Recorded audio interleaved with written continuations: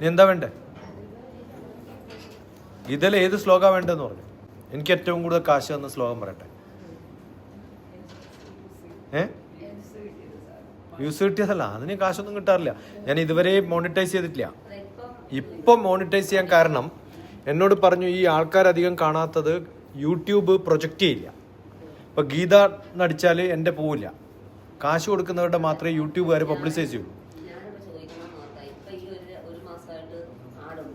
അതെന്തുകൊണ്ടാണെന്ന് വെച്ചാൽ ഇത് ചെയ്യുന്നത് അങ്ങനെ ചെയ്താലേ യൂട്യൂബ് പ്രൊമോട്ട് ചെയ്യുള്ളൂ. അപ്പോൾ ഒരാൾ ചോദിച്ചാലും ഗീത ക്ലാസ് എന്ന് ചോദിച്ചാൽ എൻ്റെത് കാണിക്കില്ല, യൂട്യൂബുകാർ കാണിക്കില്ല. അങ്ങനെ കാണിക്കാൻ വേണ്ടി ചെയ്തതാണ്.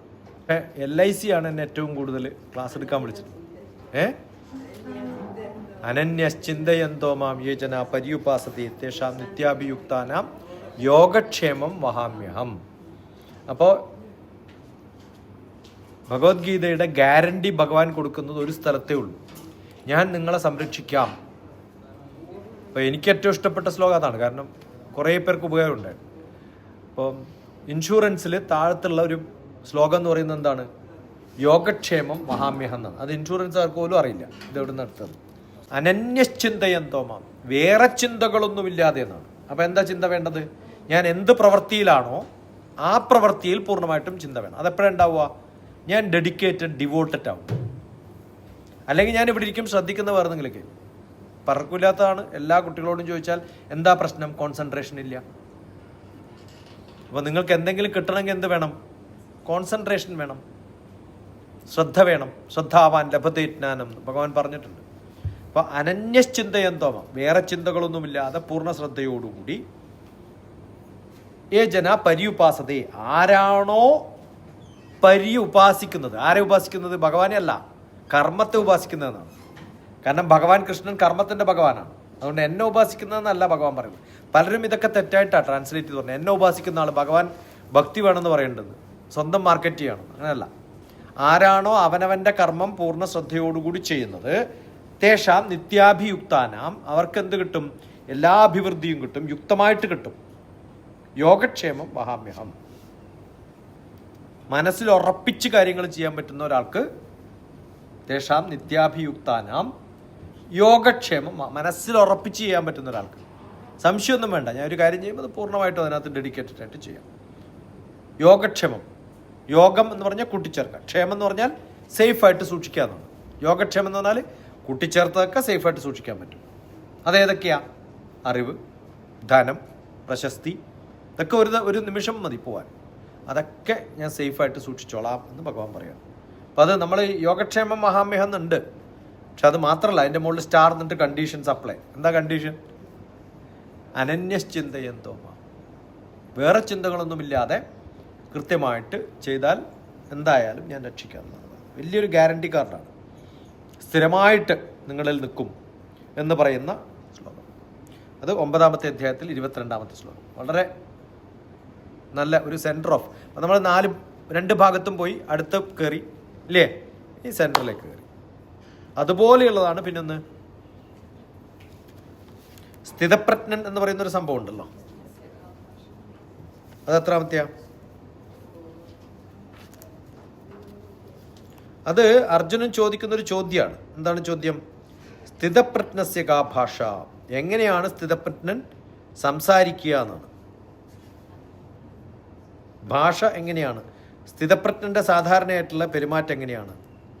അപ്പോൾ ഭഗവാൻ പറയുന്നത് ദുഃഖേഷു അനുദിഗ്നമന സുഖേഷു വിഗത സ്പൃഹ വീതരാഗ ഭയ ക്രോധ എന്നാണ്.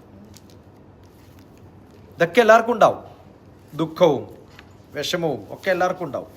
ആ സമയത്ത് അതിനെയൊന്നും വകവെക്കാതെ കൃത്യമായിട്ട് നമുക്ക് ഒരു പറഞ്ഞല്ലോ, അതില്ലാത്തതാണ്, പണ്ഡിതനല്ലാത്തതാണ്, സ്ഥിതപ്രജ്ഞനല്ലാത്തതാണ് തൻ്റെ കുഴപ്പമെന്ന് പറഞ്ഞില്ലേ, അതെങ്ങനെ ഉണ്ടാക്കണം എന്ന് പറയാണ് ഭഗവാൻ. അത് കൃത്യമായിട്ട് പറഞ്ഞു കൊടുക്കുന്ന ശ്ലോകമാണ്. ഏത്? എത്രാമത്തെയത്?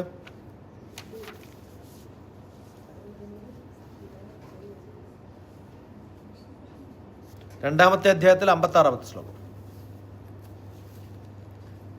ദുഃഖേഷ്വനുദിഗ്നമന സുഖേഷു വിഗത സ്പൃഹ വീത രാഗ ഭയ ക്രോധ സ്ഥിതതീർ മുനിരുച്യത്തെ. അതിന് മുമ്പുള്ള ചോദ്യം 54 സ്ഥിതപ്രജ്ഞസ്യ കാ ഭാഷ. എങ്ങനെയാണ് സ്ഥിതപ്രജ്ഞൻ സംസാരിക്കുക? നമ്മൾ പേഴ്സണാലിറ്റി ഡെവലപ്മെന്റ് എന്നൊക്കെ പറയില്ലേ, എന്താ അത്? നല്ല സ്റ്റേജിൽ പോയിട്ട് പ്രസംഗിക്കാൻ പറ്റിയാൽ നല്ല പേഴ്സണാലിറ്റി. പക്ഷെ ഇതൊക്കെ ബൈഹാർട്ട് പഠിച്ചിട്ട് ഇങ്ങനെ ഒപ്പിച്ച് പറയുന്നതാ. എങ്ങനെയാണ് അതുപോലെ ഒന്ന് ആക്ട് ചെയ്യാന്നാണ് ചോദിക്കുന്നത്. സ്ഥിതപ്രജ്ഞൻ എങ്ങനെയാണ് സംസാരിക്കുക എന്നാണ്. സ്ഥിതപ്രജ്ഞൻ ആവുന്നത് എങ്ങനെയാണെന്നല്ല ചോദിച്ചത്, അർജുനൻ. ആ ലെവലിലേ ചോദിച്ചിട്ടുള്ളൂ അല്ലേ? ഫീലിംഗ് ഗുഡ് എന്നൊക്കെ പറയാറില്ലേ നമ്മൾ. അതുകൊണ്ട് എന്താ അർത്ഥം? എന്തോ അസുഖം ഉണ്ടെന്നാണ് അല്ലേ? പനിയുള്ള ആളോടല്ലേ നമ്മൾ ചോദിക്കുക ഹൗ ആർ യു ഫീലിംഗ്. സാധാരണ നല്ല ആരോഗ്യമുള്ള ആളോട് ചോദിക്കുക ഹൗ ആർ യു ഫീലിംഗ്. അപ്പോൾ അസുഖമുള്ളവർക്കാണ് ഫീലിംഗ്, നല്ലതോ മോശമോ ഒക്കെ അല്ലേ? ലുക്കിംഗ് ഗുഡോ? അല്ല പെയിൻ്റൊക്കെ അടിച്ചു വന്നിട്ടുണ്ടോ? കുളിച്ചു കഴിഞ്ഞാൽ ഒക്കെ പോകും. ലുക്കിംഗ് ഗുഡും പോരാ, ഫീലിംഗ് ഗുഡും പോരാ, ബീയിങ് ഗുഡാണ് വേണ്ടത്. സ്ഥിരമായിട്ട് നന്നായിട്ട് പോകണം. ഓക്കെ, അങ്ങനെയുള്ളൊരവസ്ഥയിലേക്ക് പോകണം എന്നുള്ളൊരു തോന്നലോടുകൂടി നല്ല അർജുനൻ ചോദിക്കുന്നത്. അതുകൊണ്ടാണ് സ്ഥിതപ്രജ്ഞസ്യ കാ ഭാഷ. എങ്ങനെയാണ് ഭാഷയിലൊരു സ്ഥിതപ്രജ്ഞനാവാൻ എനിക്ക് സാധിക്കാതെന്ന് അഭിനയിക്കുകയാണ്. ആ ലെവലിലൊക്കെ എത്തിയിട്ടുള്ളൂ. കാരണം 2ാമത്തെ അധ്യായമല്ലേ, 18 എത്തുമ്പോഴത്തേക്കല്ലേ കയറി വരുള്ളൂ. സമാധിസ്തസ്യ കേശവ എന്ന ചോദ്യത്തിന് ഉത്തരം ദുഃഖേഷു അനുദിഗ്നമന സുഖേഷു വിഗതസ്പൃഹ വീത രാഗ ഭയ ക്രോധ സ്ഥിതതീർ മുന്നിരുച്ചതേ. ഇതേ ശ്ലോകം തന്നെയാണ് 2:38, 14:24, 6:17, 5:18, 12:18. ഇങ്ങനെ ഓരോ അധ്യായത്തിലും 3ാമത്തെ ശ്ലോകം എന്ന് പറഞ്ഞ കണക്ഷൻ ഞാൻ എഴുതി വെച്ചിട്ടുണ്ട്. കാരണം ഇത് ഇടയ്ക്കിടയ്ക്കേ വരും, പലതിലും വരും. അറിയണോ? 2:38, 5:18, 6:17, 12:18, 14:24. ഇതൊക്കെ ചൊല്ലിയാൽ ഏകദേശം ഇതിനടുത്തൊക്കെ എത്തുന്ന കുറേ സംഭവങ്ങൾ കാണാൻ പറ്റും. ഓക്കെ, അത് എങ്ങനെയാണ് മുനിയാവുക, എങ്ങനെയാണ് യോഗിയാവുക, അവരൊക്കെയാണ് സ്ഥിതപ്രജ്ഞര് അല്ലേ? ദുഃഖേഷു അനുദിഗ്നമന സുഖേഷു വിഗതസ്പൃഹ വീത രാഗ ഭയ ക്രോധ. ഇതെല്ലാവർക്കും ഉണ്ട്. അതുണ്ടാവരുത് എന്നല്ല പറഞ്ഞിട്ടുള്ളത്. അങ്ങനെയാണെങ്കിൽ ഇതൊന്നും ഉണ്ടാവണ്ടെന്നല്ലേ പറയുന്നത്. അത് എങ്ങനെ വേണം? തൽക്കാലം നമുക്ക് ക്ഷോഭം വന്നാലും കുഴപ്പമൊന്നുമില്ല. പക്ഷെ ഉടനെ തന്നെ സാരില്ല മോളെ, അമ്മയല്ലേ പറഞ്ഞതെന്ന് പറയാൻ തോന്നണം അല്ലേ? അപ്പം മോക്കും കുഴപ്പമില്ല എന്ന് തോന്നണം. അത്രേ ഉള്ളൂ സംഭവം. കാരണം ഈ വികാരമൊന്നും ഇല്ലെങ്കിൽ പിന്നെ നമ്മൾ മനുഷ്യന്മാരാണ് അല്ല. എല്ലാ വികാരവും ഉണ്ടാവും. ദേഷ്യം ഉണ്ടെങ്കിലേ സ്നേഹം ഉണ്ടാവുള്ളൂ. എവിടെയൊക്കെ വികാരങ്ങൾ നമുക്ക് കാണിക്കാൻ പറ്റുമോ അവിടെയൊക്കെ നമ്മൾ കാണിക്കുള്ളൂ. എല്ലാവരുടെ അടുത്തും കാണിക്കുള്ളൂ ഇല്ല. എവിടെ സ്വാതന്ത്ര്യമുണ്ടോ അവിടെ മാത്രമേ കാണിക്കുള്ളൂ. അപ്പം അങ്ങനെ കാണിക്കുന്നതിന് എന്താ കുഴപ്പം? അത് കാണിക്കാണ്ട് ഉള്ളിൽ വെച്ചിട്ട് അഭിനയിച്ചിട്ട് ജീവിക്കണം, അത് നല്ലതല്ല. അത് സ്വാതന്ത്ര്യമില്ലായ്മയാണ് കാണിക്കുന്നത്. ഓക്കെ, ആ സ്വാതന്ത്ര്യം വരുമ്പോൾ നമ്മളത് കാണിക്കും. അത് രണ്ടാളും അന്യോന്യം അറിഞ്ഞാൽ പ്രശ്നങ്ങളൊക്കെ സോൾവ് ആവും. അതാണ് ഇന്റർപേഴ്സണൽ റിലേഷൻഷിപ്പ്. ആദ്യം വേണ്ടത് ഇന്റർ, പിന്നെ ഇൻട്രാ. ഇതൊക്കെ ഉണ്ടാവണം. അതൊക്കെ നന്നാവണമെങ്കിൽ അന്യോന്യം പെരുമാറുമ്പോൾ ഒന്നും കുഴപ്പമില്ല എന്നുള്ളൊരു ധാരണയിൽ നമുക്ക് വരാൻ പറ്റണം. ഇപ്പോൾ ദേഷ്യം വരുന്നതല്ല കുഴപ്പം. ഭീത രാഗ ഭയ ക്രോധ ഇതൊന്നും കുഴപ്പമില്ല. ഇതൊക്കെ എല്ലാവർക്കും ഉണ്ടാവണം. അത് മഹർഷിമാർക്കും ഉണ്ടാവും. ദുർവാസാവൊക്കെ എങ്ങനെയുള്ള മനുഷ്യനാണ് അല്ലേ? എന്തിനാ കഥയൊക്കെ നമ്മുടെ മുമ്പിൽ തരുന്നത്? ഇതൊക്കെ എല്ലാവർക്കും പതിവാണെന്ന് കാണിക്കാനാണ്. ഭഗവാൻ എവിടെ ഇല്ലാത്തത്? ശിവന് ദേഷ്യം ഉണ്ടായിട്ടില്ലേ? ഇല്ലേ? പാർവതിക്ക് ദേഷ്യം ഉണ്ടായിട്ടില്ലേ? ശിഷ്യനും മകനും ഒക്കെ വായിക്കണം. വായിച്ചിട്ടുണ്ടോ? ശിഷ്യനും മകനും വായിച്ചിട്ടുണ്ടോ? വായിക്കണം. അപ്പോഴാണ് പാർവതിയും ശിവനും ഒക്കെ തമ്മിൽ നല്ല അട്ടിക്കൂട്ടുന്ന സമയങ്ങളൊക്കെ ഉണ്ട്. നിനക്കു ഗർഭപ്രസവാദി പീഡയാൽ മനം കലങ്ങാതെ ജനിച്ച കുഞ്ഞുവെന്നാണ്. എനിക്ക് ഗർഭപ്രസവാദിയൊന്നും ഇല്ലാണ്ട് കിട്ടിയതാണല്ലോ ഗണേശൻ അല്ലേ? ഓരോരാളെക്കുറിച്ചും പറയുമല്ലോ അങ്ങനെ അല്ലേ? അതുകൊണ്ട് എന്ത് ചെയ്യണം? നിനക്കണം പുത്രരിൽ മീതയാനിയും. മക്കളൊക്കെ അമ്മമാർക്ക് ഗർഭപ്രസവാദി പീഡ തന്നിട്ടാണ് ജനിക്കുന്നത്. ജനിക്കുമ്പോൾ തന്നെ വിഷമം തന്നിട്ടാണ് ജനിക്കുന്നത്. അതിനേക്കാളും വലിയ വേദന എപ്പോഴും തരുമെന്നാണ് ചോദിക്കുന്നത്. അത് തരാതെ ജനിച്ചിട്ടുള്ള ആളാണ് ആര്? ശിഷ്യന്മാരെന്നാണ്. മനസ്സിലാവുണ്ടോ? ആരോ പോറ്റി വളർത്തി ഭക്ഷണം കൊടുത്ത് ഈ പ്രായമാകുമ്പോഴാണ് ഇനി ഞാൻ പറഞ്ഞാലേ കേൾക്കുള്ളൂ എന്ന് പറയുന്നത്. അത് വലിയ ഗിഫ്റ്റ് അല്ലേ? ആണോ അല്ലയോ? മനസ്സിലാവുണ്ടോ? അപ്പം അച്ഛനും അമ്മയെക്കാളും ഭാഗ്യവാന്മാരാണ് ആര്? ഗുരുക്കന്മാർ. നമുക്ക് ചിലവൊന്നുമില്ല, നമ്മുടെ ചിലവൊക്കെ അവർ ഏറ്റെടുക്കും. അപ്പം ആ അവസ്ഥയിലേക്ക് നമ്മൾ പോകുന്ന വലിയ ഭാഗ്യമാണ്. അതെപ്പോഴാണ് ഉണ്ടാവുക? അതുണ്ടാവുന്നത് ആ ലെവലിൽ നമുക്ക് എത്താൻ സാധിക്കുമ്പോഴാണ്. അതുകൊണ്ട് പലപ്പോഴും അച്ഛനും അമ്മയും തമ്മിലൊക്കെ അടിപിടി കൂടുന്നുണ്ട്. ശിവനും പാർവതിയും തമ്മിൽ അടിപിടിയുണ്ട്, മക്കൾ തമ്മിലുള്ള കോമ്പറ്റീഷൻ ഒക്കെ കാണാൻ പറ്റുമല്ലോ. എല്ലാ ഭഗവാന്മാരും ഭഗവതിമാരും എന്തുകൊണ്ടാണ് ഭാരതീയ ശാസ്ത്രത്തിൽ ഇത്തരം ആൾക്കാരെയൊക്കെ നമുക്ക് കാണിച്ചു തരുന്നത്? ഇതൊക്കെ പതിവാണ്, ഇതിൽ നിന്നൊന്നും ഒഴിവായിട്ടില്ല. വീട്ടിൽ പോലും ഏതോ ഒരു തൃശ്ശൂരങ്ങാണ്ട് പ്രഭാഷണം നടത്തുമ്പോഴാണ് ഗണേശന് വലിയ മനുഷ്യനാണ്, ആണോ അല്ലയോ? കൊടുത്ത വാഹനമോ ചെറുതാണ്. ചെറിയ മനുഷ്യനായിട്ടുള്ള സുബ്രഹ്മണ്യന് കൊടുത്തതോ അതിനേക്കാളും വലിയ വാഹനമാണ് മയിൽ. ഏതാ ഫാസ്റ്റായിട്ട് പോവാ? മയിലാണ് അല്ലേ? അതുകൊണ്ടാണ് ആ കോമ്പറ്റീഷൻ കൊടുത്തത്. ഇത് ഒരാൾ പറയാണ്, ഞാൻ ഇന്ന മോന് കാറ് മേടിച്ചു കൊടുത്തു, മറ്റേക്ക് സ്കൂട്ടർ മേടിച്ചു കൊടുത്തു. നോക്കി പഠിക്ക് ശിവൻ എന്താ ചെയ്തത് അല്ലേ? വീട്ടിൽ സ്ഥിര അടിയാണ്, അതിനേക്കാളും അടിയാണ്. ശിവന്റെ വാഹനവും പാർവതിയുടെ വാഹനവും നോക്ക്, കണ്ട സൂ പോലെയാണ്, ആണോ അല്ലയോ? ശിവന്റെ വീടെന്താ? എലിയുണ്ട്, മയിലുണ്ട്, പിന്നെ ഒട്ടകം മാത്രമില്ല അല്ലേ? പാമ്പുണ്ട്. പാമ്പും എലിയും ഒരേ സ്ഥലത്ത് ജീവിക്കുമോ? പാമ്പും മയിലും ഒറ്റ സ്ഥലത്ത് ജീവിക്കുമോ? ഇല്ല. കാളയും നരിയോ സിംഹോ എന്തോ ആയിക്കോട്ടെ, ആ വർഗത്തിൽപ്പെട്ട എവിടെയെങ്കിലും കൂടെ ജീവിക്കുമോ? ഇല്ല. ഇതൊക്കെ ഒരേ സ്ഥലത്ത്. എന്ത് കഷ്ടപ്പാടാണ്! ഈ സൂ നോക്കാൻ തന്നെ ശിവന് സമയമുണ്ടോ? എന്തിനാ അങ്ങനെയൊക്കെ കാണിക്കുന്നത് പറ? ഈ പ്രശ്നങ്ങളൊക്കെ നമ്മുടെ കൂടെ ഉണ്ടായാലും എത്രയോ ആൾക്കാരുടെ പ്രശ്നങ്ങളാണ് ശിവൻ സോൾവ് ചെയ്യുന്നത്. അങ്ങനെ ഭഗവാന് ചെയ്യാൻ പറ്റുമെന്ന് കാണുമ്പോഴാണ് നമുക്കും അതിൻ്റെ അംശം ചെയ്യാൻ സാധിക്കട്ടെ എന്ന് പറയും. എല്ലാ പ്രശ്നവും സോൾവ് ചെയ്തിട്ടല്ല എന്ത് ചെയ്യേണ്ടത്, അവനവൻ്റെ തൊഴിലൊക്കെ നന്നായിട്ട് ചെയ്യുക, എന്നിട്ട് ബാക്കി എന്തൊക്കെ ചെയ്യാൻ പറ്റുമോ നോക്കുക. വീട്ടിൽ പ്രശ്നങ്ങളൊക്കെ എപ്പോഴും ഉണ്ടാവും, മനസ്സിലായോ?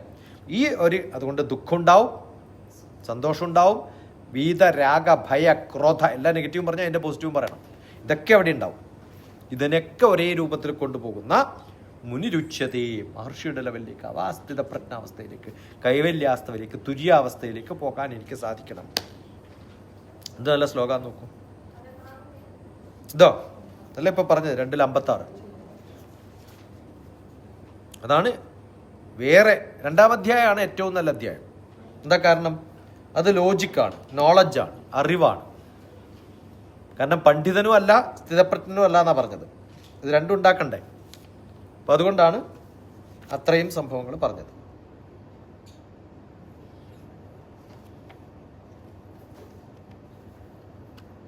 കുറേ ശ്ലോകങ്ങളുണ്ട് 2-ാം അധ്യായത്തിൽ, ഇഷ്ടംപോലെ നല്ല ശ്ലോകങ്ങൾ നമുക്കാണ്. 11 പറഞ്ഞുവല്ലോ. പിന്നെയുള്ളത് ഏതാ? 13 നല്ല ശ്ലോകമാണ് 2-ാം അധ്യായത്തിൽ. ദേഹിനോസ്മിൻ യഥാ ദേഹി കൗമാരം യൗവനം ജര തഥാ ദേഹാന്തര പ്രാപ്തി ധീരസ്തത്ര ന മൃഹ്യതി. ന മൃഹ്യതി എന്നാണ്. ധീരന്മാര്, ബുദ്ധിമാന്മാര് പരിഭ്രമിക്കില്ല. എന്തിനെക്കുറിച്ച്? മരണത്തെക്കുറിച്ച്. പോണാൽ പോകട്ടും പോടാ. തമിഴ് സിനിമ ഉണ്ടോ? പാലമ്പഴവും. പ്രേം നസീർ പണ്ട് അഭിനയിച്ചില്ല ശിവാജി ഗണേശന്റെ കൂടെ. ഡോക്ടർമാരാ രണ്ടാണ്. സിനിമ കാണണം. അതിനകത്തുള്ളതാ, പോടാൽ പോകട്ടും പോടാ, ഇന്ത ഉലകത്തിൽ വാഴ്ന്നവൻ യാരടാ. അത് തന്നെയാണിത് ഭഗവത്ഗീത. ഒരു ഭയവും വേണ്ട എന്നുള്ളതാണ്. ഇതിനെക്കുറിച്ച് ദേഹിനോസ്മിൻ യഥാ ദേഹി കൗമാരം യൗവനം ജര. ശരീരം ഇങ്ങനെ മാറിക്കൊണ്ടേയിരിക്കും. കൗമാരം, യൗവനം, ജര.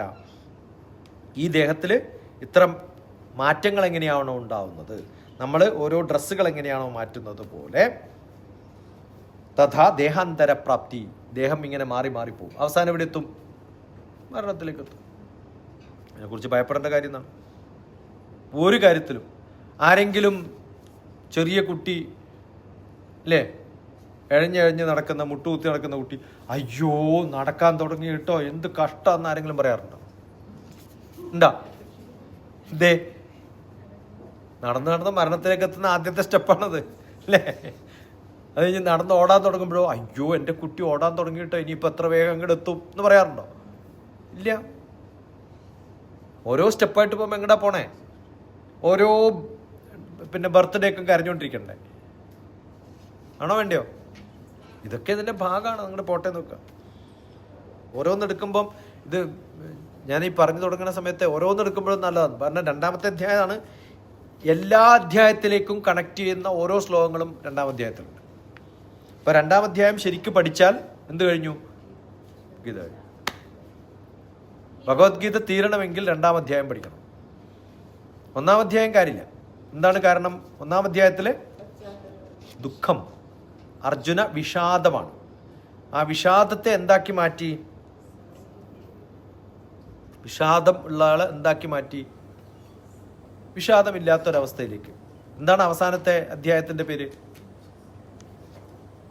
മോക്ഷ സന്യാസ യോഗം. ആദ്യത്തേതോ വിഷാദം. വിഷാദമില്ലാത്ത അവസ്ഥ എന്താണ്? മോക്ഷം, സന്തോഷം.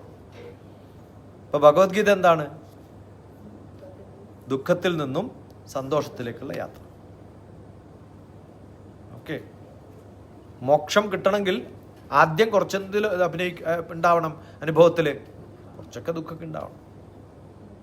ഗാന്ധാരി ചോദിച്ചത് എപ്പോഴും അങ്ങനെയാണ്. എന്ത് വേണമെന്ന് ചോദിച്ചപ്പോൾ എന്താ പറഞ്ഞേ?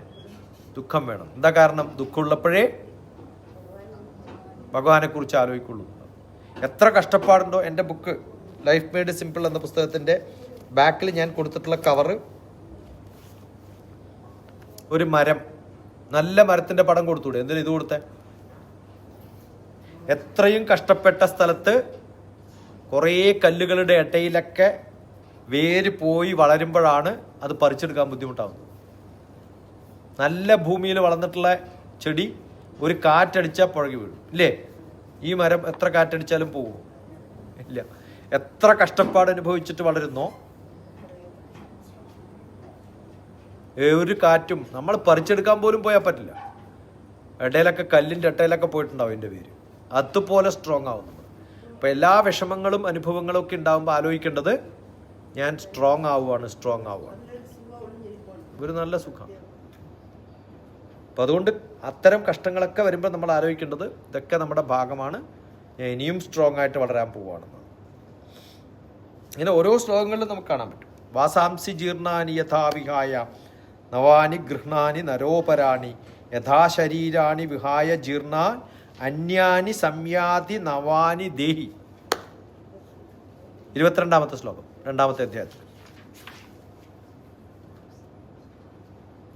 ജീർണ വസ്ത്രങ്ങൾ നമ്മൾ ഉപേക്ഷിക്കുന്നത് പോലെയാണ്, പുതിയ വസ്ത്രങ്ങൾ ഇടുന്നത് പോലെയാണ്. മരണത്തിന് ശേഷം എന്തു ചെയ്യും? വേറെ പുതിയ ദേഹം നമുക്ക് കിട്ടിക്കൊണ്ടേയിരിക്കും. ഓക്കെ, അതിൽ അങ്ങനെ അർത്ഥത്തിൽ പോകേണ്ടെന്ന കാര്യമൊന്നുമില്ല. നമ്മുടെ ശരീരത്തിലുള്ള ഓരോ സെല്ലുകളും 7 വർഷത്തിന് ശേഷം നമ്മളിലില്ല. ഈ കാണുന്ന എന്നെ 7 കൊല്ലം മുമ്പ് ആരെങ്കിലും കണ്ടാൽ ആ ഞാനല്ല ഇപ്പോൾ. ശരീരത്തിൽ ഒരു അംശം പോലും അതല്ല, പുതിയതാണ്.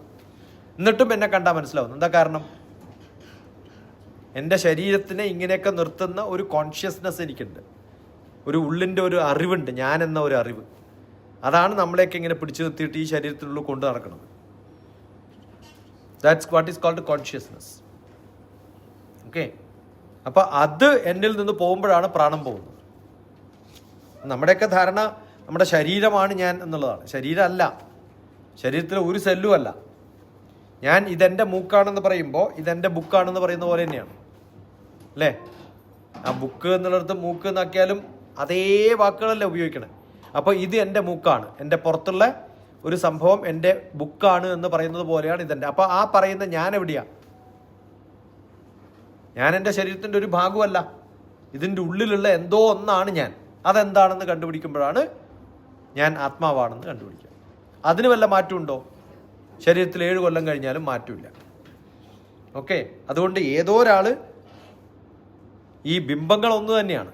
അമ്പലത്തിൽ കുറേ പുനഃപ്രതിഷ്ഠ നടന്നാലും അതിൻ്റെ തേജസ്സും ഭഗവാനും ഒക്കെ ഒന്നാണ്. നമ്മൾ നിലത്തെന്തിടാവും, ചിലപ്പം ഗ്രാനൈറ്റ് ഇടും, കുറച്ച് കഴിയുമ്പം ടൈൽസ് ഇടും, അല്ലെങ്കിൽ റൂഫ് മാറ്റും, കോൺക്രീറ്റ് ഇടും, ഒക്കെ അല്ലേ ചെയ്യുള്ളൂ. ക്ഷേത്രത്തിന് മാറ്റം ഉണ്ടാവും, പക്ഷെ ക്ഷേത്രജ്ഞന് മാറ്റമില്ല. അതുപോലെ നമ്മുടെയൊക്കെ ആത്മാവിന് മാറ്റമൊന്നുമില്ല. നമ്മളിങ്ങനെ വളർന്ന് പോകും. പക്ഷെ നമ്മുടെ ഉള്ളിലുള്ള കോൺഷ്യസ്നെസ്സിൻ്റെ ഒരു ഹബ്ബാണ് ആത്മാവ്. കോൺഷ്യസ്നെസ് ഓരോ സെല്ലിലും ഉണ്ട്. ഞാൻ അടിച്ചാൽ വേദന എവിടെയാ? കയ്യിൽ തന്നെയാണ്. കയ്യിലടിച്ചാൽ കയ്യിലാ വേദന, ചെവിക്കടിച്ചാൽ ചെവിക്കാ വേദന, മുഖത്തടിച്ചാൽ മുഖത്താ വേദന. ആ വേദന തോന്നുന്നത് അവിടുത്തെ ഒരു അറിവാണ്. അപ്പം എൻ്റെ എല്ലാ സെല്ലിലും വേദനകളുണ്ട്. എൻ്റെ ശരീരത്തിൻ്റെ ഏതെങ്കിലും ഭാഗത്ത് മുറിഞ്ഞാൽ ഉടനെ തന്നെ എൻ്റെ ശരീരത്തിൻ്റെ വേദന തോന്നും. വേദന തോന്നിയാൽ ഭാഗ്യം, ചികിത്സിക്കുന്നുണ്ടെന്ന് അർത്ഥം. ആര്? എൻ്റെ ശരീരത്തിലെ സെല്ലുകൾക്ക് അറിവ് വന്നു, എവിടെയോ മുറിഞ്ഞിട്ടുണ്ട് എന്നുള്ള അറിവാണ് വേദന. അത് കോൺഷ്യസ് ആണ്. കോൺഷ്യസ് അല്ലെങ്കിലോ? ലെപ്രസി പേഷ്യൻസ് കോൺഷ്യസ് അല്ല, അതുകൊണ്ട് എവിടെയെങ്കിലും മുറിവുണ്ടായാലും അവരറിയില്ല. ഇല്ലേ? കുഷ്ഠരോഗം വന്നാൽ എന്ത് പറ്റും? അറിയില്ല. അറിയാണ്ടിരുന്നാൽ എന്ത് പറ്റും? അവിടെ ചികിത്സിക്കില്ല. അതുകൊണ്ട് എന്ത് പറ്റും? ആ ഭാഗം അറ്റുപോകും. അതുകൊണ്ടല്ലേ കൈയും കാലിൻ്റെയൊക്കെ കഷ്ണങ്ങൾ അറ്റുപോകുന്നത്. അപ്പോൾ വേദന എന്ന് പറയുന്നത് കോൺഷ്യസ്നെസ് ആണ്. അതെവിടെയാണ് ഉണ്ടാവുന്നത്? ഓരോ സെല്ലിലും ഉണ്ടാവും. ഇതിൻ്റെയൊക്കെ ഹബ്ബാണ്, ഒരു ഹെഡ് ക്വാർട്ടേഴ്സ് ആണ് എന്ത്? ആത്മാവ്. ഓക്കെ. അപ്പോൾ ആത്മാവ് എന്ന് പറയുന്നതാണ് ഈ കോൺഷ്യസ്നെസ്സിനൊക്കെ. ഇപ്പോൾ കമ്പ്യൂട്ടറിലെ സോഫ്റ്റ്വെയർ എന്ന് പറയുന്നത് എവിടെയാണ്? ആർക്കും കാണിച്ചു കൊടുക്കാൻ പറ്റില്ല. എല്ലായിടത്തും വർക്ക് ചെയ്യുന്നുണ്ട്. നമ്മൾ വർക്ക് ചെയ്യുന്ന മൗസിലും ഉണ്ട്, മോണിറ്ററിലും ഉണ്ട്, എല്ലായിടത്തും ഉണ്ട്. പക്ഷെ എല്ലായിടത്തും ഉണ്ട്, പക്ഷെ അത് കാണിക്കാനും പറ്റില്ല. അതുപോലെയാണ് നമ്മുടെ ആത്മാവും മനസ്സും ഒക്കെ. ബുദ്ധിയും അതുപോലെയാണ്. നമ്മുടെ കാലിനൊക്കെ നല്ല ബുദ്ധിയുണ്ട്, കൈക്കും ബുദ്ധിയുണ്ട്, തലയിൽ മാത്രമല്ല ബുദ്ധി. നല്ല പോലെ കള്ളു കുടിച്ചാലും വീട്ടിലെത്തിയില്ലെങ്കിൽ അടുത്ത ആളുടെ വീട്ടിലേക്ക് പോകണം തോന്നുന്ന വീട്ടിലെത്തുമല്ലോ, അല്ലേ? അതെങ്ങനെയാണ് അവിടത്തേക്ക് എത്തിപ്പോകുന്നത്? കാലങ്ങോട്ട് കൊണ്ടുപോകും. തല വർക്ക് ചെയ്യുന്നില്ല, തല മന്ദ, എന്നാലും പോവും. നമ്മൾ ആലോചിച്ചുകൊണ്ടാണോ വീട്ടിലേക്ക് പോവുക? ഇങ്ങനെ നടന്നങ്ങോട്ട് പോകും. ആരോടൊക്കെയോ ഫോൺ ചെയ്തിട്ട് പോകുമ്പോൾ ഏതെങ്കിലും വീട്ടിലെത്തി പോകാറുണ്ടോ? ബുദ്ധി ഉപയോഗിച്ചിട്ടാണോ കാണുന്നത്? നിങ്ങൾ വീട്ടിൽ ദോശ ഉണ്ടാക്കുന്ന സമയത്ത് ഇങ്ങനെ റൗണ്ട് അടിച്ചിട്ട് അതിൻ്റെ ഉള്ളിൽ മാവ് പരത്താണോ ചെയ്യുക? ഇങ്ങനെ ആക്കുമ്പോൾ കറക്റ്റ് റൗണ്ട് ആവും, ഇല്ലേ? അതെന്ത് ബുദ്ധിയാ? നല്ല മാത്തമാറ്റിക്സ് ബുദ്ധിയല്ലേ? അറിയണ്ട. അത് കയ്യിലൊരു കോൺഷ്യസ്നെസ് ഉണ്ട്, ചിന്തിച്ചിട്ടൊന്നുമല്ല ചെയ്യണത്. ഡ്രൈവർ ഡ്രൈവ് ചെയ്യുന്ന സമയത്ത് ക്ലച്ചും ഗിയറും ബ്രേക്കും ഒക്കെ അടിക്കുന്നത് ശ്രദ്ധിച്ചിട്ടാണോ? അയാൾ വേറെ എവിടെ വർത്താനം പറഞ്ഞുകൊണ്ടൊക്കെ ഗിയർ ഇങ്ങനെ മാറ്റുന്നതാണ്, അല്ലേ? അതറിയാണ്ട് ചെയ്തു പോകുന്നതാണ്. പാട്ടുകാരൻ പാട്ട് പാടുമ്പോൾ ഓരോ ലിറിക്സും ശ്രദ്ധിച്ചിട്ടാണ്, അറിയാണ്ട് അങ്ങോട്ട് പാടിപ്പോവും. ഇപ്പം ഞാൻ ഇങ്ങനെ സംസാരിക്കുന്നതും പ്രഭാഷണം ചെയ്യുന്നതും ബുദ്ധി ഉപയോഗിച്ച് ആലോചിച്ചിട്ട് ഇന്നത് പറയണമെന്നൊക്കെ വിചാരിച്ചിട്ടാണോ? ഇതങ്ങനെ അങ്ങോട്ട് പറഞ്ഞു പോവുക. ഞാനൊക്കെ ബുദ്ധിയിൽ ഇലക്ട്രോ എൻസിലോഗ്രാഫ് എന്ന് പറഞ്ഞൊരു സാധനമുണ്ട്. ബുദ്ധി വർക്ക് ചെയ്യുന്നുണ്ടോ എന്ന് ടെസ്റ്റ് ചെയ്യാൻ. അതിങ്ങനെ വർക്ക് ചെയ്യുന്നുണ്ടെങ്കിൽ ഇങ്ങനെ അടിച്ചുകൊണ്ടിരിക്കും. മാത്സൊക്കെ പഠിക്കുമ്പോൾ ചിലരുടെയൊക്കെ തല ഇങ്ങനെ ആവും. ഞാൻ മാത്സ് പറയുമ്പോൾ പോലും അത് സ്ട്രെയിറ്റാണ്. ഭഗവത്ഗീത പറഞ്ഞാലും മാത്സ് പറഞ്ഞാലും ഇത് സ്ട്രെയിറ്റാണ്. എന്താ കാരണം? ബുദ്ധി വർക്ക് ചെയ്യുന്നില്ല. എന്താ വർക്ക് ചെയ്യാത്തത്? ബുദ്ധി ഇല്ല. ബുദ്ധി ഉപയോഗിച്ചിട്ടല്ല ഇത് പറയുന്നത്. എവിടുന്നാ വരുന്നത്? മനസ്സൊന്നുമല്ല, ആത്മാവെന്നാ വരുന്നത്. മനസ്സിലായോ? ഏതുപോലെ? അത് വലിയ കാര്യമൊന്നുമല്ല. നിങ്ങൾ ദോശ ഇടുന്നത് പോലെ എനിക്കിത് പറയാൻ പറ്റുന്നു, അത്രേ ഉള്ളൂ. ഒരാൾക്ക് ഡ്രൈവ് ചെയ്യാൻ പറ്റുന്നത് പോലെ എനിക്കിത് പറയാൻ പറ്റുന്നു, അത്രേ ഉള്ളൂ. അപ്പം ഇത് നമ്മൾ നമ്മുടെ സ്വാഭാവികമായിട്ടുള്ള ഒരു മാർഗമായി മാറുമ്പോൾ, അതിൽ നമ്മൾ ഡെഡിക്കേറ്റഡും ഡിവോട്ടഡും ആകുമ്പോൾ അറിയാതെ വരുന്നതാണ് നമ്മളിൽ വളരെ സർവ്വസാധാരണമായിട്ട് ചെയ്യാൻ പറ്റും.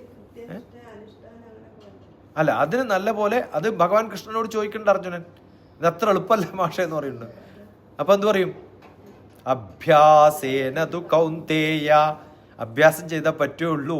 കാരണം ഇന്ന് തുടങ്ങിയതല്ലല്ലോ ഇത് ഒരാളുണ്ടായിട്ട് പറഞ്ഞിട്ടല്ല, വെറുതെ വായിച്ച് വായിച്ച് വായിച്ച് വായിച്ച് കൂട്ടിയതല്ലേ.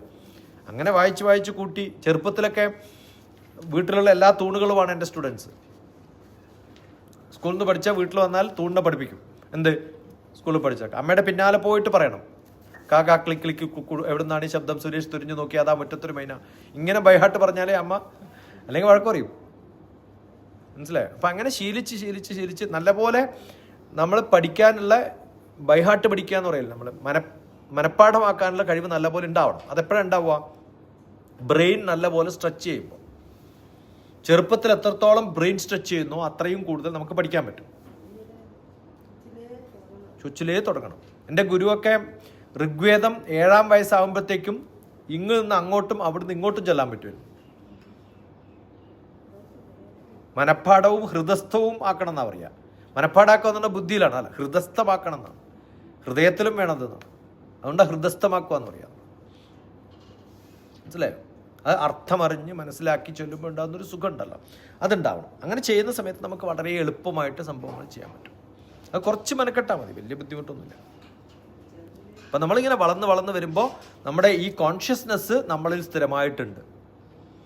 അത് നമ്മൾ ചാവുന്നത് വരെ ഉണ്ടാവും. അത് പോകുമ്പോഴാണ് എന്ത് ചെയ്യുക? ഈ സെല്ല് റീപ്ലേസ് ചെയ്യാണ്ട് വിഘടിച്ച് പോകും. അതുകൊണ്ടാണ് ചത്ത ശവന്ത് പോകുന്നത്, ദ്രവിച്ചു പോകുന്നത്. നമ്മൾ ദ്രവിച്ചു പോകണില്ലല്ലോ. ഇനിയോ, മരിക്കുന്നത് വരെ എൻ്റെ ശരീരത്തിന് വലിയ ദുർഗന്ധമൊന്നും ഉണ്ടാവില്ല. മരിച്ചു കഴിഞ്ഞാൽ ഒരു ദിവസം കഴിഞ്ഞാലോ ദുർഗന്ധം തുടങ്ങും. അപ്പോൾ എന്താ കാരണം? എൻ്റെ ശരീരത്തിലെ ആത്മാവ്, എൻ്റെ ശരീരത്തിലെ പ്രാണൻ എന്ന് പറയുന്നത് എനിക്ക് സുഗന്ധം തരുന്ന എന്തോ ഒരു സാധനമാണ്. അത് പോയാൽ ദുർഗന്ധം തുടങ്ങും അല്ലേ? ആണോ അല്ലയോ? അപ്പോൾ എൻ്റെ പ്രാണൻ എന്ന് പറയുന്ന ഒരു പേസ്റ്റാണ്, ഇതിനൊക്കെ കൂട്ടിച്ചേർക്കുന്ന ഒരു സുഗന്ധമാണ്. അപ്പോൾ അതിനെ കൊണ്ട് നടക്കുന്ന ഒരു ശരീരമാണിത്. അതുകൊണ്ട് പ്രാധാന്യം എന്തിനാണ് വേണ്ടത്? പാത്രത്തിനല്ല വേണ്ടത്. എന്തിനാണ്? അതിൻ്റെ പ്രാണനാണ്. ആ പ്രാണൻ എനിക്കുണ്ട്. വാസാംസി ജീർണാനി യഥാവിഹായ നവാനി ഗൃഹ്ണാതി നരോ അപരാണി തഥാ ശരീരാണി വിഹായ ജീർണാൻ അന്യാനി സംയാതി നവാനി ദേഹി. പുതിയ പുതിയ ശരീരങ്ങൾ പ്രാപിക്കുന്നത് പോലെ നവാനി പുതിയത്, അന്യാനി മറ്റൊന്ന്, വേറെ ഒരു പുതിയ ശരീരത്തെ പ്രാപിക്കുന്നത് പോലെ മരിച്ചു കഴിയുമ്പോൾ മറ്റൊന്നിലേക്ക് പോകുന്നു വിചാരിച്ചാൽ മതി. അതുകൊണ്ട് ഇതിന് പ്രാധാന്യമൊന്നുമില്ല. ആത്മാവിനാണ് പ്രാധാന്യം, എന്തിനല്ല? ശരീരത്തിനല്ല എന്നർത്ഥം. ഇത് അർജുനനെ സേവിക്കാൻ വേണ്ടിയിട്ട് പറയുന്നതൊന്നുമല്ല, അർജുനനെ സോപ്പടിക്കാൻ പറയുന്നതുമല്ല. അത് പഠിച്ചു കഴിഞ്ഞാൽ നല്ലതാണ്. ഈ ആത്മാവിന് ശരീരത്തെ എന്ത് ചെയ്യാൻ പറ്റും? കഷ്ണങ്ങളൊക്കെ ആയിട്ട് മുറിക്കാം, തീയിലിട്ടാൽ ദഹിപ്പിക്കാം. അടുത്ത ശ്ലോകം അതിനേക്കാളും ഭംഗി. നൈനം ചിന്തന്തി ശസ്ത്രാണി. ഇതിനെ ശസ്ത്രങ്ങൾ ഉപയോഗിച്ച് കഷ്ണമാക്കാൻ പറ്റില്ല. നൈനം ദഹതി പാവകഃ. തീയിലിട്ട് നശിപ്പിക്കാൻ പറ്റും. ഏതിനെ? ആത്മാവിനെ. ന ചൈനം ക്ലേദയന്തോപ്യോ. ഏതെങ്കിലും സ്ഥലത്തിട്ട് അതിനെ ജലത്തിൽ ലയിപ്പിച്ച് കളയാനും പറ്റൂല. ന ശോഷയതി മാരുതഃ. ഇതിനെന്ത് ചെയ്യാൻ പറ്റില്ല? മാരുതന് ശോഷിപ്പിക്കാനും പറ്റില്ല എന്നർത്ഥം. കാറ്റടിച്ചിട്ട് അങ്ങോട്ട് തെറിപ്പിച്ച് കളയാം, അതും പറ്റില്ല. അപ്പം ഏതാ പ്രാധാന്യം? ഇതൊക്കെ പോകുന്ന ശരീരമാണോ പ്രാധാന്യം? അല്ല. പക്ഷേ നമ്മൾ ഇരിക്കുന്ന വീട് പ്രാധാന്യമുള്ളതാണോ നമ്മളാണോ എന്ന് ചോദിച്ചാൽ നമ്മളാണ്. പക്ഷെ വീടും എങ്ങനെ സൂക്ഷിക്കണം? നന്നായിട്ട് സൂക്ഷിക്കണം. ഇത് കൊണ്ട് നടക്കണ്ടേ കുറേ കാലം. വണ്ടി കഴുകണോ വേണ്ടയോ? കഴുകണം. വണ്ടി കഴുകിയില്ലെങ്കിലും വണ്ടി ഓടും ഇല്ലേ? എന്ന് വെച്ചാൽ കഴുകാതെ കൊണ്ടുപോകാൻ പറ്റുമോ? ഇന്ത്യയിൽ പറ്റും, ദുബായിൽ പറ്റില്ല. ദുബായിൽ വണ്ടി കഴുകിയിട്ടില്ലെങ്കിൽ പിന്നെ ഫൈൻ അടിക്കും, അറിയോ? നിങ്ങളുടെ വണ്ടിയിൽ കുറച്ച് പൊടി ഉണ്ടെങ്കിൽ പോലീസുകാർ ഫൈൻ അടിക്കും. വണ്ടി ക്ലീൻ ആയിട്ട് കൊണ്ടുപോകണം. അത് രാജ്യത്തിൻ്റെ ആവശ്യമാണ്, നിങ്ങളുടെ ആവശ്യമല്ല. പണ്ട് കാലത്ത് ദുബായിലൊക്കെ എല്ലാവർക്കും വൈറ്റ് വണ്ടി മാത്രമേ ഉള്ളൂ. കളറ് വേണമെങ്കിൽ കാശ് കൊടുക്കണം എക്സ്ട്രാ. എല്ലാവരുടെയും വണ്ടി വൈറ്റാണ്. അങ്ങനെയൊക്കെ നിയമമുണ്ട്. അപ്പോൾ ഓരോ സ്ഥലത്തും അവരവരുടെ കാര്യങ്ങൾ കൃത്യമായിട്ട് ചെയ്യാൻ നമുക്ക് സാധിക്കണം. കുറേ ഉണ്ട്. എല്ലാ ശ്ലോകവും ഈ രണ്ടാമത്തെ അധ്യായം എടുത്തു കഴിയുമ്പോൾ നമുക്ക് വലിയ ഭയപ്പാടാണിത്. കുറേ ശ്ലോകങ്ങൾ നല്ല ശ്ലോകങ്ങളാണ്. കർമ്മണ്യേവാധികാരസ്ഥേ മാ ഫലേഷു കഥാചന. ഏറ്റവും കൂടുതൽ മിസ്ഇൻറ്റർപ്രറ്റ് ചെയ്തിട്ടുള്ളൊരു ശ്ലോകമാണത്. എന്താണ്? എല്ലാ പാർട്ടിക്കാരും പറയും അല്ലേ? കർമ്മണ്യേ വാധികാരസ്ഥേ, രണ്ടാമത്തെ അധ്യായത്തിൽ 47 ശ്ലോകം. മാ ഫലേഷു കഥാചന മാ കർമ്മ ഫലഹേ ദുർഭൂ മാ തേ സങ്കോസ്ത്വ കർമ്മണി. എന്താ അർത്ഥം?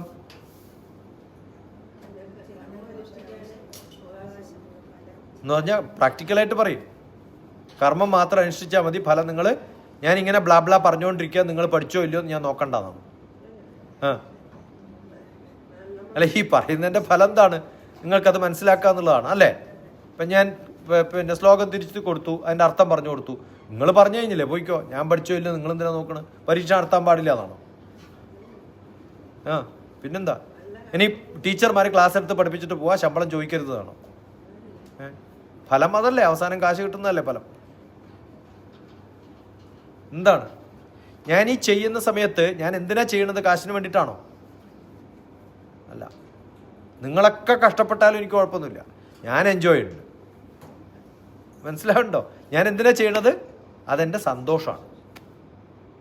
മക്കളെ വളർത്തുന്നത് എന്തിനു വേണ്ടിയിട്ടാ? മക്കൾ വളർത്തിയിട്ട് വലുതായിട്ട് വേണം ഞാൻ ചാവാനാവുമ്പോൾ എനിക്ക് വെള്ളം തരാൻ.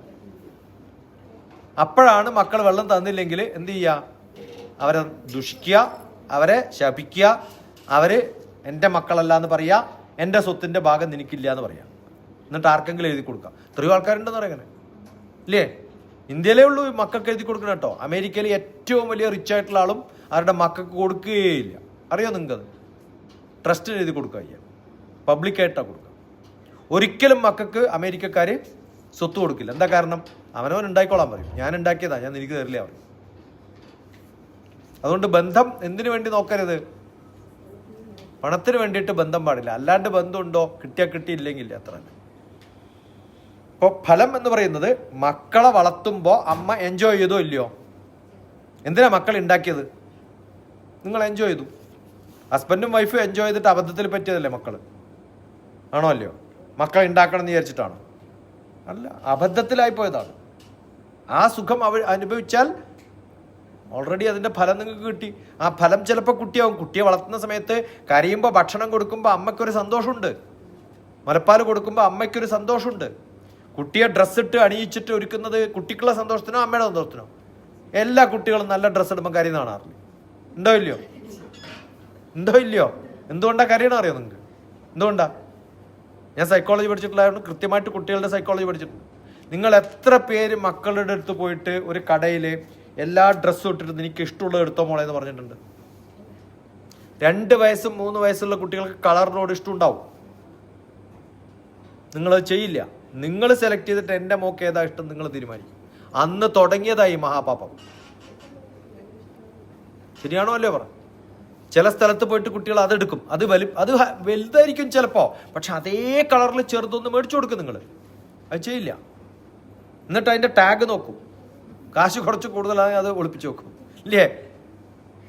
ആണോ അല്ലയോ? അപ്പം അവർക്കിഷ്ടമുള്ളതല്ല നമ്മൾ കൊടുക്കുന്നത്, നിങ്ങൾക്കിഷ്ടമുള്ളതാണ് കൊടുക്കുന്നത്. എന്താ കാരണം? നിങ്ങൾ എൻജോയ് ചെയ്യും, അവർ സഫർ ചെയ്താലും കുഴപ്പമില്ല. അല്ലെങ്കിൽ ചില ഡ്രസ്സൊക്കെ ഇട്ട് കഴിഞ്ഞാൽ ഈ കുത്തുള്ളിലേ സിൽക്ക് സാധനം എന്ത് രസമാണ്, വളരെ സ്മൂത്ത് ആയിട്ടുള്ള ഡ്രസ്സ് ഇടാൻ. അത് മേടിച്ചു കൊടുക്കില്ല. കാരണം എന്താ? അത് മേടിച്ചു കൊടുത്താൽ അവിടെ ഇവിടെയൊക്കെ ഇല്ലേ പൊങ്ങി നിൽക്കുന്നത് കാണും. അത് കാണുന്ന ആർക്കാ വിഷമം? അമ്മയ്ക്കാ വിഷമം. മനസ്സിലാവുന്നുണ്ടോ? അതുകൊണ്ട് എന്ത് ചെയ്യും? കുത്തി നിൽക്കുന്ന ഡ്രസ്സ്, ബുദ്ധിമുട്ടുള്ള ഡ്രസ്സ് ഇടും. എന്നിട്ട് എന്ത് കഷ്ടപ്പെട്ടിട്ടാണ് ഇങ്ങനെയൊക്കെ നടന്നു പോകണമെന്നറിയോ? ഇത് കാണുന്ന അമ്മയുടെ സന്തോഷമാണ് അനുഭവിക്കുന്ന കുട്ടികളെക്കാളും വേണ്ടത്. അപ്പം അമ്മ സന്തോഷിക്കുന്നുണ്ട് എപ്പോൾ? മക്കളെ വളർത്തുമ്പോൾ. മക്കൾക്ക് ഭക്ഷണം കൊടുക്കുന്ന സമയത്ത് അമ്മ എൻജോയ് ചെയ്താൽ മക്കളെ വളർത്തുന്ന ഫലവും ഒക്കെ കിട്ടി. അത് കഴിഞ്ഞ് മക്കൾ വലുതായിട്ട് എനിക്ക് കിട്ടുമെന്ന് ആലോചിക്കുമ്പോഴാണ് ആ ഫലം കാക്ഷിക്കരുതെന്നേ പറഞ്ഞിട്ടുള്ളൂ. മനസ്സിലാവുണ്ടോ? നല്ല വാഴ നടുന്നത് നല്ലതാണ്. വാഴ നടുന്ന ഡോക്ടർ TPS ഫാമിംഗ് എന്ന് നോക്കൂ. കുറേ പണിപ്പെട്ടിട്ടൊക്കെ വാഴ നടും നമ്മൾ. എനിക്കറിയാം അത് നടുമ്പോഴേ അവിടെ പിന്നെ ഒരിക്കലും ഫലം ഉണ്ടാവില്ല എന്നറിയാം. കാരണം എന്താ? നല്ല ചോലയുള്ള സ്ഥലത്താണ്. അപ്പം ഞാൻ പിന്നെ മാവ് വെട്ടിയിട്ട് വാഴ നട്ടാൽ അതിനേക്കാളും നല്ല മാങ്ങയാണ്. എന്നാലും നടും. എന്തിനാ? കുറച്ച് പണി ചെയ്യട്ടെന്നേ, ആയാസം ഉണ്ടാവാൻ വേണ്ടിയിട്ടാണ്. അപ്പോൾ അത് നടുന്ന സമയത്ത് ഞാൻ ചെയ്തിട്ടുള്ള എക്സർസൈസാണ് അതിൻ്റെ ഫലം. ഇനി ബൈ ചാൻസ് അത് വളരാൻ സാധിച്ചു എന്ന് വിചാരിക്കും, നന്നായി. അതിന് വെള്ളം കൊടുക്കുക, വേലി കെട്ടുക, പശു ഒന്നും കടിക്കാണ്ടിരിക്കാൻ നമ്മൾ ശ്രദ്ധിച്ചു നോക്കുക. ഇതൊക്കെ നമ്മൾ ചെയ്യുന്ന കർമ്മമാണ്. എന്തിനു വേണ്ടിയിട്ടാണ്? അത് വലുതാവാനാണ്.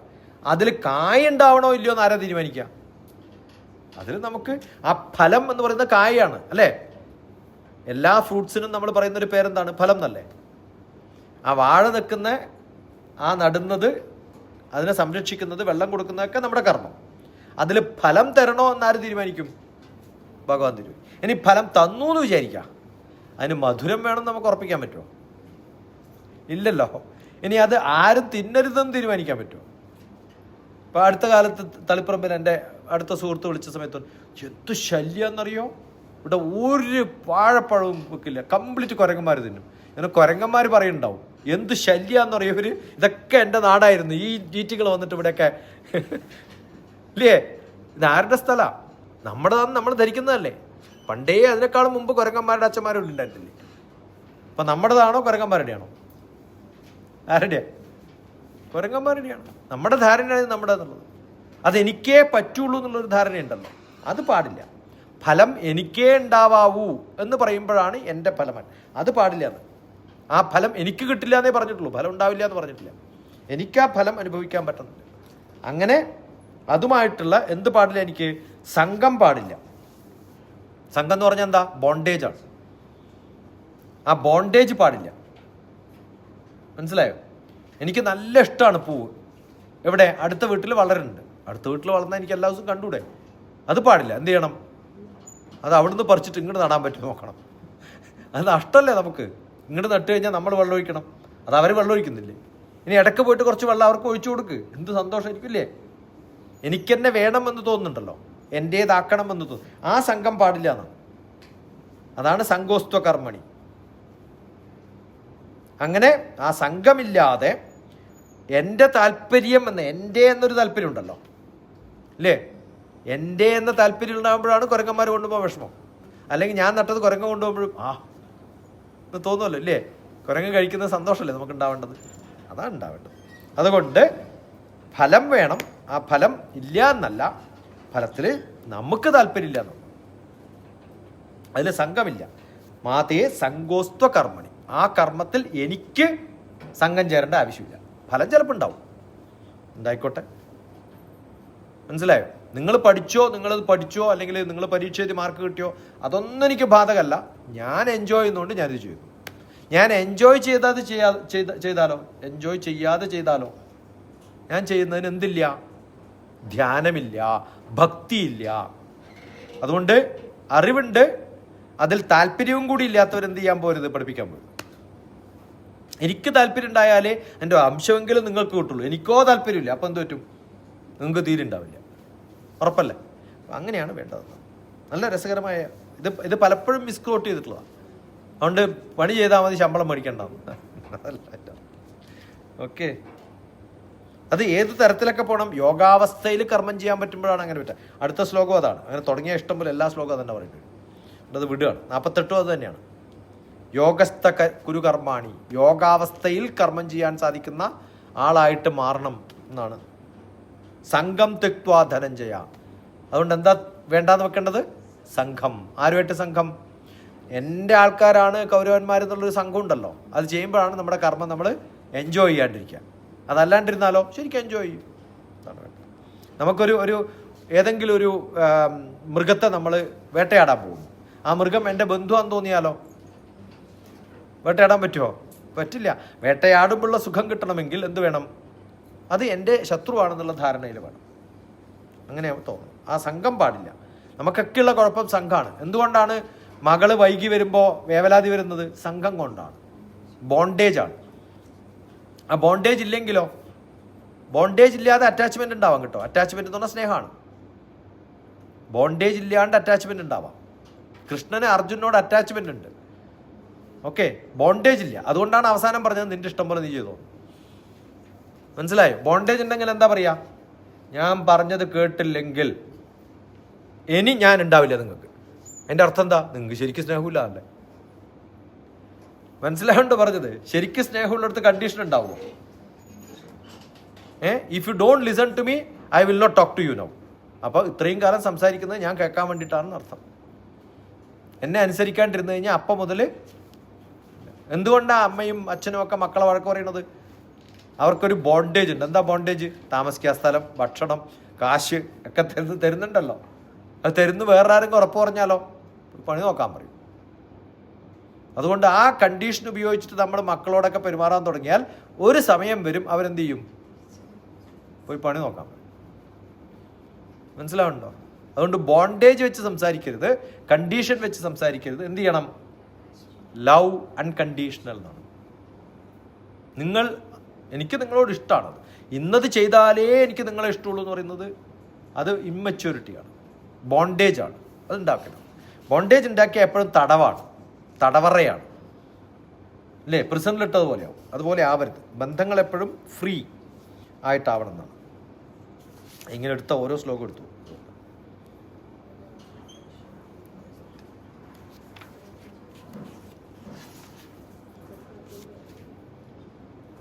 ഇത് പറഞ്ഞല്ലോ, ദുഃഖേഷ്വനുദിഗ്നവൻ 56. 256 പറഞ്ഞില്ലേ? ദുഃഖേഷ്വനുദിഗ്നവൻ. അത് വളരെ ഇമ്പോർട്ടൻ്റ് ആയിട്ടില്ല.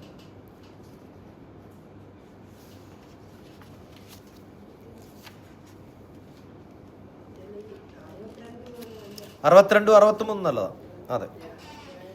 ധ്യായതോ വിഷയാൻ പുംസാം. ആർക്കെങ്കിലും ചെല്ലാൻ പറ്റണമെങ്കിൽ ചെല്ലാട്ടോ.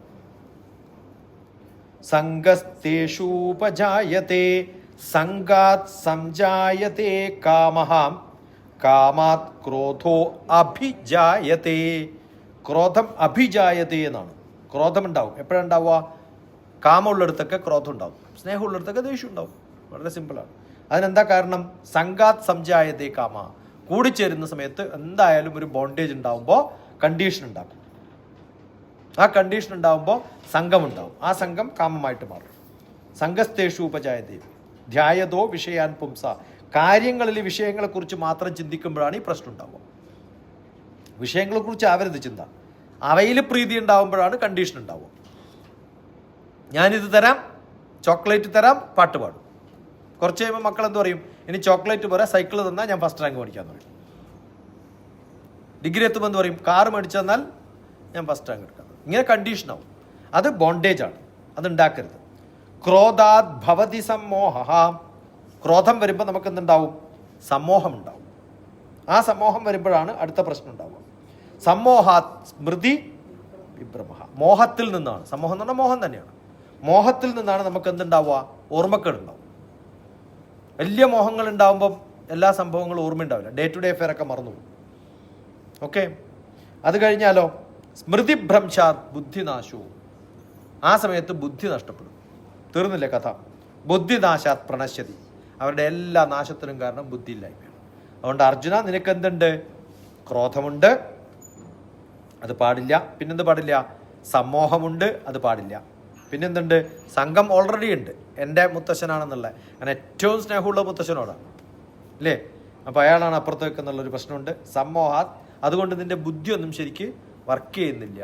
അതുകൊണ്ടാണ് എന്ത് പറ്റിയത്? എനിക്ക് എന്താണ് തീരുമാനമെടുക്കേണ്ടതെന്ന് അറിയാത്ത ഒരു ബുദ്ധിമുട്ടിലേക്ക്. എത്രാമത്തെ ശ്ലോകം? 4-ാമത്തെ അല്ലേ? ഏറ്റവും നല്ലൊരു ശ്ലോകം. അത് നല്ല ശ്ലോകം കേട്ടോ. 2-ാമത്തെ അധ്യായം തുടങ്ങുമ്പോൾ നമ്മൾ വിട്ടസിലേക്കാണ്. എന്താണ്?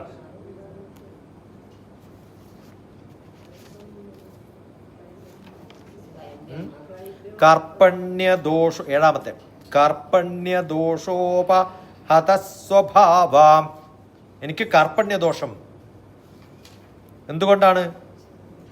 ഭയം കൊണ്ടാണ്. എന്തുകൊണ്ടാണ്? സ്നേഹം കൊണ്ടാണ്. എന്തുകൊണ്ടാണ്? ഈ ബോണ്ടേജ് കൊണ്ടാണ്. പൃച്ഛാമിത്വാം ധർമ്മസമ്മൂഢചേത. അതുകൊണ്ട് എനിക്ക് ധർമ്മം ഏതാണെന്ന് കൃത്യമായിട്ട് തിരിച്ചറിയാൻ കഴിവില്ലാതായിരിക്കുന്നു. അർജുനൻ പറയുന്നതാണ്. യത് ശ്രേയ. അതുകൊണ്ട് എത്താണ് ഏറ്റവും ശ്രേയമായത്? സ്യാത് നിശ്ചിതം. കൃത്യമായിട്ട് നിശ്ചയിച്ചിട്ട് ബ്രൂഹി തന്മേ. എനിക്ക് കൃത്യമായിട്ട് തരം തിരിച്ചൊന്ന് പറഞ്ഞു തരുമോ? ആരോടാ ചോദിക്കുന്നത്? കൃഷ്ണനോടാ ചോദിക്കുന്നത്. ഇവിടെയാണ് കൃഷ്ണൻ ഏറ്റെടുക്കുന്നത്. ഒരു ശിഷ്യൻ എപ്പോഴും ഗുരുവിനോട് പറയേണ്ടത് കൃത്യമായിട്ട് എനിക്ക് വഴി പറഞ്ഞു തരുമോ? ഞാൻ എന്ത് ചെയ്യാം? ശിഷ്യസ്തേഹം ശാധിമാം ത്വാം പ്രപന്നം. ഞാൻ അങ്ങയിൽ കൃത്യമായിട്ടും ശിഷ്യനാവാൻ. അത് കഴിയുമ്പോഴേ കൗൺസിലിംഗ് തുടങ്ങിയിട്ടുള്ളൂ. ഞാൻ പറഞ്ഞാൽ കേൾക്കാം, അല്ലെങ്കിൽ ഈ പറയുന്നതൊക്കെ വെറുതെ വേസ്റ്റ് ഓഫ് ടൈം ആവും. അങ്ങയുടെ ശിഷ്യനാണ് എന്ന് ഞാൻ ശിഷ്യസ്തേകം ശാധിമാം ത്വാം പ്രപന്നം. ഞാൻ കൃത്യമായിട്ടും അങ്ങയെ ശരണം പ്രാപിച്ചിരിക്കുന്നു. അത് പറയുമ്പോഴാണ് ഈ ബാക്കിയുള്ള സംഭവങ്ങളൊക്കെ പറയാം. അതുകൊണ്ട് കൃത്യമായിട്ടും വഴക്ക് പറയാം. എനിക്ക് ഈ സ്വഭാവങ്ങളൊക്കെ ഉണ്ട്, നിന്നെ ശരിക്കും നന്നായിട്ട് അറിയാം, അതൊന്നും പാടില്ല. ബുദ്ധിനാശോ പ്രണശ്യതി. ആ അവസ്ഥയിലായതുകൊണ്ടാണ് ഈ ഒരു കാര്യം പറഞ്ഞിട്ട് ശിഷ്യനായിട്ട് വന്നത്. കൗൺസിലിങ്ങിന് വന്നത് എന്താ? എന്തോ ഒരു പ്രോബ്ലം ഉണ്ടെന്ന് അറിയാം. അതുകൊണ്ടാണ് ഡോക്ടർ കൃഷ്ണൻ്റെ അടുത്ത്, സൈക്കോ തെറാപ്പിസ്റ്റിൻ്റെ അടുത്ത് കൗൺസിലിങ്ങിന് പോയത്. ആര്? അർജുനൻ. പറഞ്ഞിട്ട് തന്നെ പോയതാ. അതുകൊണ്ടല്ലേ സെലക്ട് ചെയ്യുമ്പോൾ എൻ്റെ മുമ്പിൽ തന്നെ വേണമെന്ന് പറഞ്ഞത് അല്ലേ? അർജുനല്ലേ ആവശ്യപ്പെട്ടത് എൻ്റെ രഥത്തിൻ്റെ തേരാളി ആവണം എന്നൊക്കെ പറഞ്ഞ് സെലക്ട് ചെയ്തത് എന്താ? ഈ പ്രശ്നം എനിക്കുണ്ടാവുമെന്ന് അദ്ദേഹത്തിന് അറിയാം. എല്ലാ മാനസിക രോഗമുള്ളവർക്കും അറിയാം എനിക്കെന്തോ പ്രശ്നം വരാൻ പോകുന്നു. നേരത്തെ അറിയും. അപ്പോൾ ആ ആവശ്യം വരുമ്പോൾ നമ്മളെ ഗൈഡ് ചെയ്യാൻ ഒരാൾ ഉണ്ടാവണമെന്നും ആർക്കറിയാം. അങ്ങനെ സറണ്ടർ ചെയ്താൽ മാത്രമേ മിക്കവാറും ഓരോ ദിവസവും കേൾക്കുന്ന ഒരു ഏത് ഡോക്ടറെ അടുത്ത് പോയാലും ആദ്യം അവർ പറയാം. ഇന്നലെ ഞാൻ പറഞ്ഞു, ഒരു സ്ത്രീ പറഞ്ഞു ഇന്നലെ പറഞ്ഞത്, ഗവൺമെൻറ് ഹോസ്പിറ്റലാണല്ലോ പോകുന്നത്, മരുന്ന് എന്തായാലും ഫ്രീ അല്ലേ, കൊടുക്കുന്ന സഡേഷനാണേ. ആലോചിക്കുക, 7-ാം ക്ലാസ്സിലെ കുട്ടിക്ക് ഹൈപ്പർ ആക്റ്റീവ് എന്ന് പറഞ്ഞൊരു ഡോക്ടറെ അടുത്ത് പോയാൽ ഏത് സൈക്യാട്രിസ്റ്റും ഇന്ന് കൊടുക്കുന്ന സഡേഷനാണ്. 7-ാം ക്ലാസ്സിൽ പഠിക്കുന്ന ഒരു കുട്ടി സഡേഷൻ അടിച്ചു തുടങ്ങിയാൽ ആ കുട്ടി 20 വയസ്സാകുമ്പോഴത്തേക്ക് ഏത് ലെവലിലെത്തും അറിയോ? മന്ദബുദ്ധിയായിട്ട് മാറും. ബുദ്ധി വർക്ക് ചെയ്യില്ല. സ്ഥിരമായിട്ട് കണ്ടിന്യൂസ് ആയിട്ട് മരുന്ന് കൊടുക്കും. എന്നാൽ അവർക്ക് കാശുണ്ട്, എല്ലാ സാഹചര്യവും ഉണ്ട്, എന്നാൽ ഒരു 10 ദിവസം നമുക്ക് നോക്കാം ഇവരുടെ കൂടെ. ഇല്ല. അങ്ങനെയൊക്കെ നമുക്ക് അങ്ങോട്ട് പല ബന്ധുക്കളൊക്കെ പറഞ്ഞ് നമ്മൾ അവരുടെ വീട്ടിൽ പോയി താമസിച്ചിട്ട് ചിലപ്പോൾ ഒരു 4 ദിവസം ചിലവഴിച്ചാൽ അതിൻ്റെ കണ്ടിന്യൂഷൻ ഉണ്ടാവും നമുക്ക് പ്രതീക്ഷിക്കും, മാറ്റം ഉണ്ടെന്ന് കണ്ടിട്ട്. പിന്നെയും വിളിക്കുമ്പോൾ പറയും ഞാൻ ഇപ്പോഴും മരുന്ന് കൊടുക്കാൻ തുടങ്ങി, ഡോക്ടർ പറഞ്ഞു ഇപ്പോൾ കുറച്ച് വഷളാണ്, അതുകൊണ്ട് ഓവർ ഡോസ് കൊടുത്താണ്. അവർക്ക് കുഴപ്പമില്ല, ഡോസ് ഡബിളാക്കും ത്രിബിളാക്കും. ഇതന്നെയാണ് സ്ഥിരം ചെയ്യണം. ആലോചിച്ചൊക്കെ ഒരു കുട്ടി അങ്ങനെ കഴിച്ചാൽ എന്താവും എന്ന് ആലോചിച്ചു. അതിൻ്റെയൊക്കെ കൗണ്ടർ റിയാക്ഷൻസ് എവിടെയൊക്കെ വരുന്നറിയാം. ഇതിൻ്റെയൊക്കെ കാരണം എന്താ അറിയോ? അമ്മക്ക് തൈറോയിഡ് ഉണ്ടെന്ന് അമ്മ പറഞ്ഞ കുട്ടിക്ക് പ്രശ്നമുണ്ടെന്ന് പറഞ്ഞ് ഡോക്ടർ അടുത്ത് കൊണ്ടുപോകണല്ലോ ഇല്ലേ? ആ പ്രശ്നങ്ങളൊക്കെ പറഞ്ഞപ്പോൾ ഞാൻ ആദ്യം ചോദിച്ചത് തൈറോയിഡ് ഉണ്ടോന്നാണ്. അതെങ്ങനെ നിങ്ങൾക്കറിയാം തൈറോയിഡ് ഉണ്ടെന്ന്?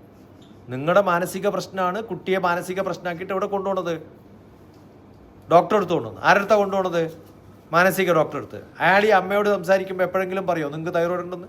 പറഞ്ഞിട്ടുണ്ടോ? ഇല്ല. അപ്പം എങ്ങനെ മാഷ് പറഞ്ഞത്? നമുക്കറിയാം, നിങ്ങൾ പറയണ സംസാരത്തിൻ്റെ ശൈലി കേട്ടാൽ നിങ്ങൾക്ക് തൈറോയിഡ് ഉണ്ടെന്ന് അറിയാം.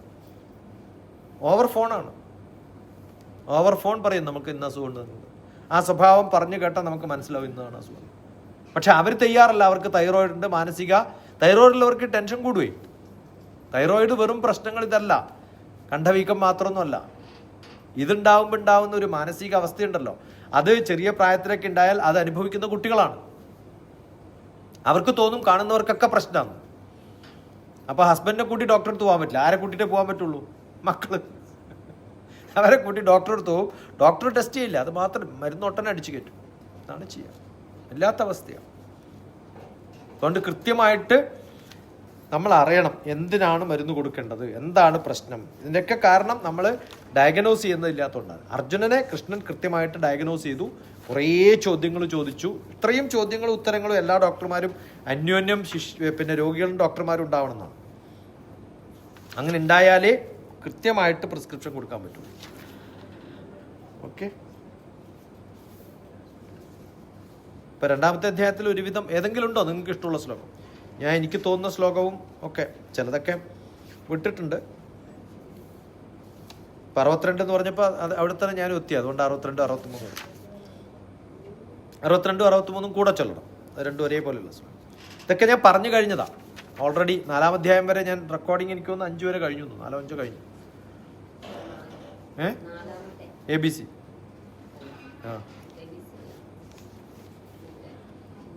അതെ അതെ അതെ, ഹിന്ദുയിസം ചാനൽ. അത് റെക്കോർഡിങ് കഴിഞ്ഞ് പിന്നെ ഇടുന്നത്. അവരിങ്ങനെ ഇർക്കീസ് കാണിച്ച് പതുക്കെ പതുക്കെ ഇടുന്നത്. റെക്കോർഡിങ് ഓൾറെഡി കഴിഞ്ഞു കുറേ. പക്ഷെ അപ്പം തന്നെ ഇട്ട് കഴിഞ്ഞാൽ പിന്നെ 2 ആഴ്ച തന്നെ കിട്ടിയില്ലെങ്കിലോ എന്ന് വിചാരിച്ചാൽ അവർ തിരിച്ച 2 ആഴ്ച കൊടുക്കുമ്പോൾ മരിച്ച ശ്ലോകം.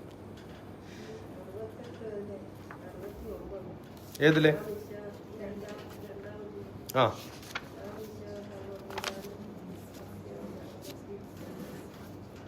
69 യാ നിശാ സർവഭൂതാനാം തസ്യാം ജാഗർത്തി സംയമീ യസ്യാം ജാഗ്രതി ഭൂതാനി സാ നിശാ പശ്യതോ മുനേ.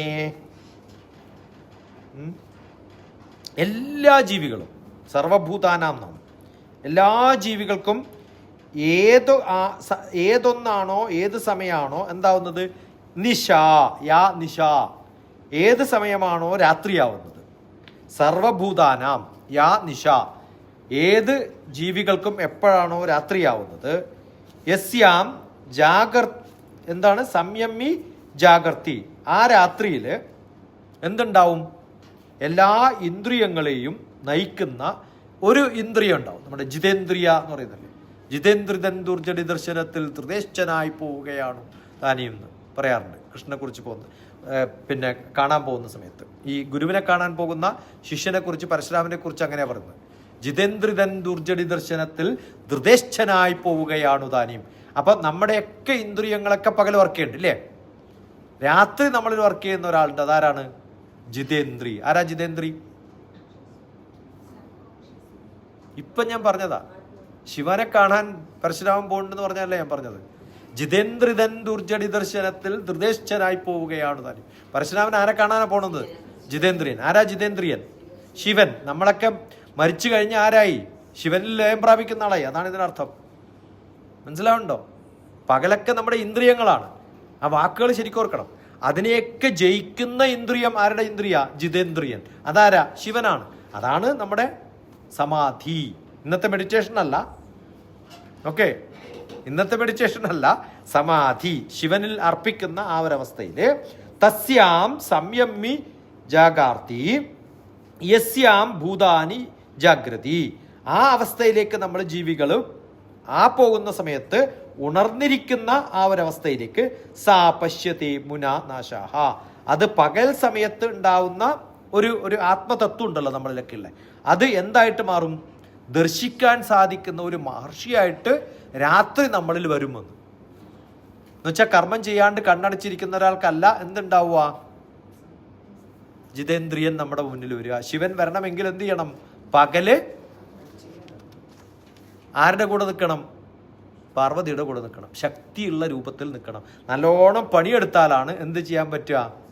സമാധിയിലെത്താൻ പറ്റുക. പണിയെടുക്കാത്തവനെ പോണ്ട സ്ഥലമല്ല സമാധി. രാവിലെ മുതൽ ഒരു പണിയുമില്ല, എന്നിട്ട് കുറച്ച് സമയം കണ്ണടച്ചിരിക്കുക. രാവിലെ എഴുന്നേക്കുക 3 മണിക്ക്, എന്നിട്ട് 5 മണി വരെ കണ്ണടച്ചിരിക്കുക. എന്ത്? മെഡിറ്റേഷൻ. ആര്? 5,000 റുപ്യ അടച്ചിട്ടുണ്ട് മാസത്തിൽ. അതുകൊണ്ട് അവർ പറഞ്ഞിട്ടുണ്ട് കണ്ണടച്ച് 2 മണിക്കൂർ ഇരിക്കണം എന്ന്. അവനോ മണ്ടൻ, നിങ്ങൾ അതിനേക്കാളും പരമണ്ടൻ. സമാധി അവസ്ഥ മേടിക്കേണ്ടതല്ല കാശ് കൊടുത്തിട്ട്, കണ്ണടച്ചിരിക്കേണ്ടതും അല്ല. എൻ്റെയൊക്കെ ഗുരു ഹിമാലയൻ ട്രഡീഷൻ പറയുന്നത് മെഡിറ്റേഷൻ ഇൻ ആക്ഷൻ എന്നാണ്. നിങ്ങളിപ്പോൾ കേൾക്കുമ്പോൾ പ്രാരബ്ധങ്ങളൊക്കെ ആലോചിക്കണ്ടോ അല്ല ഇതാണോ ആലോചിക്കുന്നത്? ഇതിൽ പൂർണ്ണമായിട്ടും ശ്രദ്ധിച്ചിട്ട് മനസ്സിലാക്കാൻ സാധിക്കുന്നുണ്ടോ? നിങ്ങളിപ്പോൾ സമാധിയിലാണ്. പഠിക്കുന്നത് സമാധി, പഠിപ്പിക്കുന്നത് സമാധി, ഡ്രൈവിങ് സമാധി, കുക്കിംഗ് സമാധി, എല്ലാ കർമ്മങ്ങളും എന്തായി മാറണം? സമാധിസ്ഥസ്യ രൂപത്തിലാവണം. അപ്പോൾ എൻ്റെ ഇന്ദ്രിയങ്ങളൊക്കെ വർക്ക് ചെയ്യും.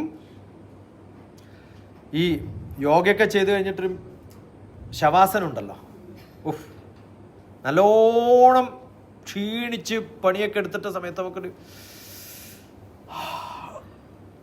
ഒരു സുഖം ഉണ്ടാവില്ലേ? ആ സുഖമാണ് സമാധി. പണി എടുക്കാണ്ട് അങ്ങനെ രാവിലെ മുതൽ വൈകുന്നേരം വരെ ഇരുന്നാലോ? സുഖം മാത്രം അല്ലേ? കൺപോളകളുടെ ആവശ്യം എന്താണ്? കണ്ണടയ്ക്കാൻ. കണ്ണില്ലാത്തവൻ കൺപോളെ അടച്ചാലോ? മനസ്സിലാവുണ്ടോ? Work belongs to the rest belongs to the work with no eyelids to the eyes എന്ന് പറഞ്ഞ ഇംഗ്ലീഷ് പ്രോവർബ് ഉണ്ട്. എന്താണ്? Rest belongs to the work.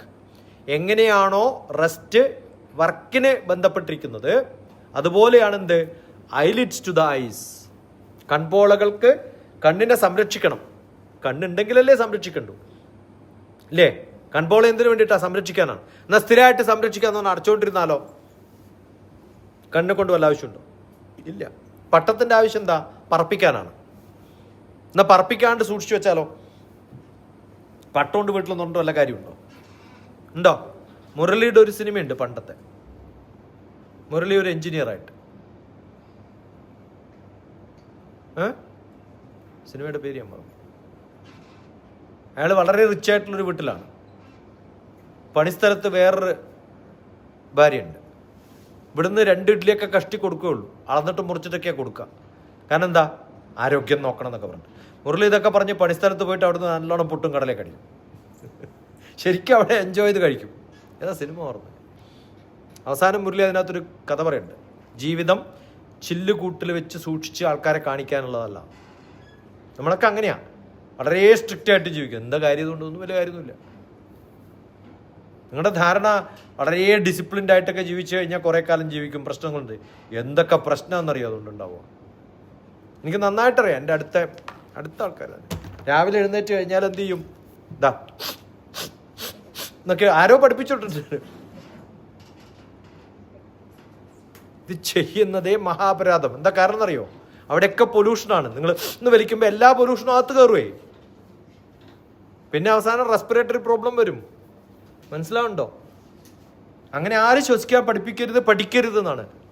ഇന്ന് വലിക്കാനേ പാടില്ല. അതെപ്പോഴെങ്കിലും മൂക്കടപ്പുള്ളപ്പോൾ ചെയ്യേണ്ടതാ. അതും പൊടിയുടെ അടുത്തല്ല. തൈലധാര. എന്താണ് തൈലധാര എന്നാണ്? എന്താണ് തൈലധാര? ബ്രീത്തിങ് എന്തുപോലെ ആവണം? പ്രാണൻ പോകുന്നതും വരുന്നതും എണ്ണ ഒഴിക്കുന്നത് പോലെ വേണമെന്നാണ്. ഷടേ എന്ന് പറഞ്ഞിട്ട് എണ്ണ ഒഴിക്കില്ല, ഒഴിച്ച ഇങ്ങനെ പതുക്കെ നൂല് പോലെ പോയില്ലേ, അതുപോലെ പോകണമെന്നാണ്. അത് പതുക്കെ പോണം. അത് അങ്ങനെ പോകേണ്ട കാര്യമില്ല. ഞാനിപ്പോൾ സംസാരിക്കുമ്പോഴും നാമം ചൊല്ലുമ്പോഴും രാമ രാമ രാമ രാമ രാമ രാമ രാമ രാമ രാമ രാമ എന്ന് ചൊല്ലുമ്പോൾ അറിയാതെ നമ്മൾ ആ ശ്വാസത്തിൻ്റെ ക്രമത്തിലേക്ക് എത്തുന്നുണ്ട്. അതിനുള്ള മാർഗമാണ് നാമം ചൊല്ലൽ. അതൊക്കെ നിർത്തിയിട്ട് ഇപ്പം നാമം ചൊല്ലലൊക്കെ നിർത്തിയിട്ട് കുക്കറിൽ ഗ്യാസ് അടിക്കുന്ന പോലെയാണ്. പിടിച്ചു കുത്തിക്കോളാൻ പറയും. കുക്കറിൽ ഗ്യാസ് പ്രഷർ കുത്തിയത്, എന്നിട്ട് അവസാനം അപ്പോൾ എണ്ണാൻ പറയും 1 2 3 4 8 9. ഇതെന്ത് കഥയാ? മനസ്സിലാവണ്ട പറയണേ. എന്നോട് ആരെങ്കിലും ചോദിക്കും, ഞങ്ങൾ ഈ പ്രാണായാമൊക്കെ എവിടെയാണ് താമസിക്കുക? ഡൽഹിയിൽ. ചെയ്യണ്ട കേട്ടോ. കാരണം എന്താ, ഡൽഹി ആകെ പൊല്യൂട്ടിട്ടാണേ. അവനിങ്ങനെ നിങ്ങളുടെ വലിച്ച എല്ലാ ഈ പിന്നെ രോമത്തിലൊന്നും നിൽക്കില്ല. ഇതിനൊക്കെ ഫിൽറ്റർ ഉണ്ട്. എന്തിനാ? പൊടിയൊന്നും അകത്ത് കയറാണ്ടിരിക്കാനാ. നിങ്ങൾ നല്ല പൊടികളെടുത്ത് പോയിട്ട് ആരെങ്കിലും ഒന്ന് വലിക്കുമോ? മൂക്കുപൊടി അല്ലാണ്ട് പാടില്ല, അത് അസുഖം വരും. പിന്നെ അതുകൊണ്ട് വളരെ സമാധാനത്തിൽ ചെയ്യേണ്ടതാണെന്ന്. പ്രാണാപാന എങ്ങനെയാവണം? പ്രാണായാമേന യുക്തേന സർവരോഗ സമാരഹ. കൃത്യമായിട്ട് പ്രാണായാമം ചെയ്താൽ എല്ലാ അസുഖങ്ങളും മാറും. അയുക്താഭ്യാസ യോഗേന സർവരോഗ സമുദ്ഭവ. തെറ്റായിട്ട് ചെയ്ത എല്ലാ അസുഖങ്ങളും വരാൻ പ്രാണായാമം മാത്രം പഠിച്ചാൽ മതി. പക്ഷെ പഠിക്കുന്ന പ്രാണായാമല്ല, ഏതോ ഒരാൾ പഠിപ്പിച്ച പ്രാണ സർക്കസ് എന്ന് പറയുന്നത്. ഇത് പ്രാണ സർക്കസാണ് ഇപ്പം നടക്കുന്നത്. അത് പാടില്ല. അതുകൊണ്ട് നല്ലപോലെ പണി ചെയ്യുക. അത് കഴിഞ്ഞാൽ ഇന്ദ്രിയങ്ങളൊക്കെ നല്ലപോലെ വർക്ക് ചെയ്യിപ്പിക്കുക. കാണുക, കേൾക്കുക, പാടുക, എല്ലാം രുചിക്കുക, എല്ലാം ചെയ്യണം. ആരാ പറഞ്ഞ മാംസം തെറ്റാന്ന്? മഹാഭാരത കാലത്ത് ചിന്തിക്കേണ്ടുന്ന രാജാക്കന്മാരിൽ പ്ലാനിങ് ചെയ്യേണ്ടവർ മാത്രമേ മാംസാഹാരം കഴിക്കാണ്ടിരുന്നിട്ടുള്ളൂ. യുദ്ധം ചെയ്യേണ്ടവരൊക്കെ നല്ലപോലെ ശവം കഴിപ്പിച്ചിട്ടുണ്ട്. കാരണം അവർക്കേ നല്ലപോലെ ആരോഗ്യം ഉണ്ടാവുള്ളൂ. മനസ്സിലാവുണ്ടോ? പക്ഷെ നമ്മൾ ഇന്ന് കഴിക്കുന്ന പോലെ ആവരുതെന്ന് മാത്രം. എന്താ ഇപ്പം നമ്മൾ കഴിക്കുന്നത്? 4 ദിവസം മുമ്പ് ചത്ത മീൻ അല്ലേ? അതെന്താ കഴിക്കുന്നത്? ശവം. ഞങ്ങളൊക്കെ ചെറുപ്പത്തിൽ എവിടെയെങ്കിലുമൊക്കെ ഓടിച്ചാടി വീണ് കാലിലൊക്കെ പൊട്ടി അത് പഴുത്ത് കഴിഞ്ഞാൽ തോട്ടിൽ കൊണ്ടുപോയിട്ട് വെക്കും. അതാര് ക്ലീൻ ചെയ്ത് തരും? മീൻ. അപ്പം മീൻ തിന്നുന്നത് എന്താണ്? പുഴുത്ത് നാറിയ ശരീരത്തിൻ്റെ ഭാഗം. അതിനെ വെട്ടിയിട്ട് തിന്നാം. ഇതിനപ്പുറം വല്ല കുഴപ്പമുണ്ടോ? അതുപോലെ മിക്കവാറും കഴിക്കുന്നത് ആ മീനിൻ്റെ ഉള്ളിൽ എന്തൊക്കെയാണെന്ന് ആലോചിച്ച് നോക്കുക. പല മീനുകൾ. സീസ്പിരസി എന്നുകൊണ്ടൊരു മൂവി ഉണ്ട്, കാണും. നെറ്റ്ഫ്ലിക്സിലാണോ സീരീസ്? സീസ്പിരസി. സീ എന്ന് പറഞ്ഞാൽ കടൽ. സീസ്പിരസി കോൺസ്പിരസി പോലെയാണ്. അത് നിറച്ചും കടലിൽ എന്തൊക്കെ ദുഷ്ട സാധനങ്ങളാണ് ഈ മീൻ തിന്നുന്നതെന്നറിയോ? മീനിൻ്റെ കഥയാണത് ആ സിനിമ. അപ്പം നമ്മൾ തിന്നുന്നതാണ് നമ്മളിൽ ഉണ്ടാവുന്ന ഭാവം. അപ്പം നമ്മുടെ ഇന്ദ്രിയങ്ങൾ നന്നാവണമെങ്കിൽ എന്ത് വേണം? വാക്ക് നന്നാവണം. വാക്ക് നന്നാവണമെങ്കിൽ എന്ത് വേണം? ഇന്ദ്രിയം നന്നാവണം. വാക്ക് നന്നാവണമെങ്കിൽ മനസ്സ് നന്നാവണം. വാക്ക് വരുന്നത് മനസ്സെന്നാണ്, ആണോ അല്ലയോ? മനസ്സിന്ന് എങ്ങനെ നല്ല വാക്ക് വരിക? നല്ലത് കാണണം. ചീത്ത മാത്രം കാണുന്ന ഒരാൾക്ക് ചീത്തയേ വരുള്ളൂ. ചീത്ത മാത്രം കേൾക്കുന്ന ഒരാൾക്ക് അതേ പറയാൻ പറ്റുള്ളൂ, അല്ലേ? വാക്ക്, മന, ചക്ഷു, ശ്രോത്ര, ഘ്രാണ, ജിഹ്വാരേതോ ബുദ്ധ്യാകൃതി സങ്കല്പാമേ ശുദ്ധ്യന്താന്നാണ്. എന്ത് ശുദ്ധമാവണം? വാക്ക് ശുദ്ധമാവണമെങ്കിൽ മനസ്സ് ശുദ്ധമാവണം. മനസ്സ് ശുദ്ധമാവണമെങ്കിൽ ചക്ഷു ശുദ്ധമാവണം. ചക്ഷു, ശ്രോത്ര, ഘ്രാണ, ജിഹ്വാരേതോ. ഈ ഇന്ദ്രിയങ്ങൾ മാത്രമല്ല, ഇതിനെയൊക്കെ പ്രോസസ്സ് ചെയ്യുന്ന എൻ്റെ ഒരു ബുദ്ധി ഉണ്ടല്ലോ, ആ ബുദ്ധിയും ശുദ്ധമാക്കി തരണേ ഭഗവാനെ എന്ന് പ്രാർത്ഥിക്കണം. മനസ്സിലായോ? അതുകൊണ്ട് കൃത്യമായിട്ടും പറയുന്നുണ്ട് നമ്മൾ ചെയ്യേണ്ടത് യാ നിശ സർവഭൂതാനാം. ഏത് ഭൂതാനം ആണോ നിശയിൽ, രാത്രിയിൽ എല്ലാ ഭൂതങ്ങളുടെയും ഇന്ദ്രിയങ്ങളായിട്ടിരിക്കുന്ന ജിതേന്ദ്രിയനായിരിക്കുന്ന ശിവൻ, സമാധിസ്ഥനായ ഭഗവാൻ, സമാധിയുടെ ഭഗവാനായിട്ടുള്ള ആ ഭഗവാൻ ഇരിക്കുന്നത്. ഇതിനിടെ ഞാൻ കുംഭേശ്വരൻ എന്ന് പറഞ്ഞൊരു ക്ഷേത്രമുണ്ട്, അവിടെ പോയി. എവിടെ അറിയോ കുംഭേശ്വരൻ? കേട്ടിട്ടുണ്ടോ? ട്രിച്ചി അടുത്താണ്. ട്രിച്ചി അടുത്ത് കുറേ ക്ഷേത്രങ്ങൾ.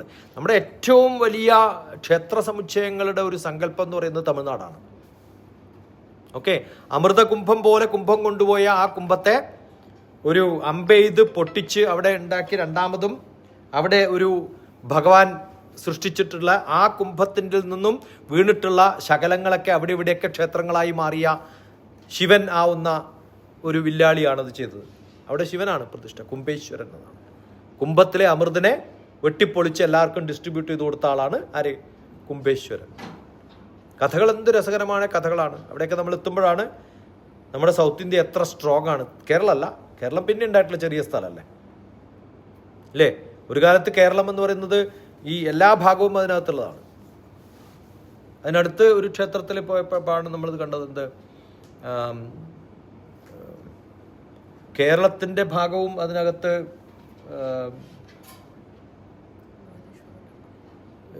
വൈദീശ്വര ക്ഷേത്രമാണെന്ന്. അതിനകത്ത് നമ്മുടെ ഇയാളുണ്ട്, തച്ചൻ്റെ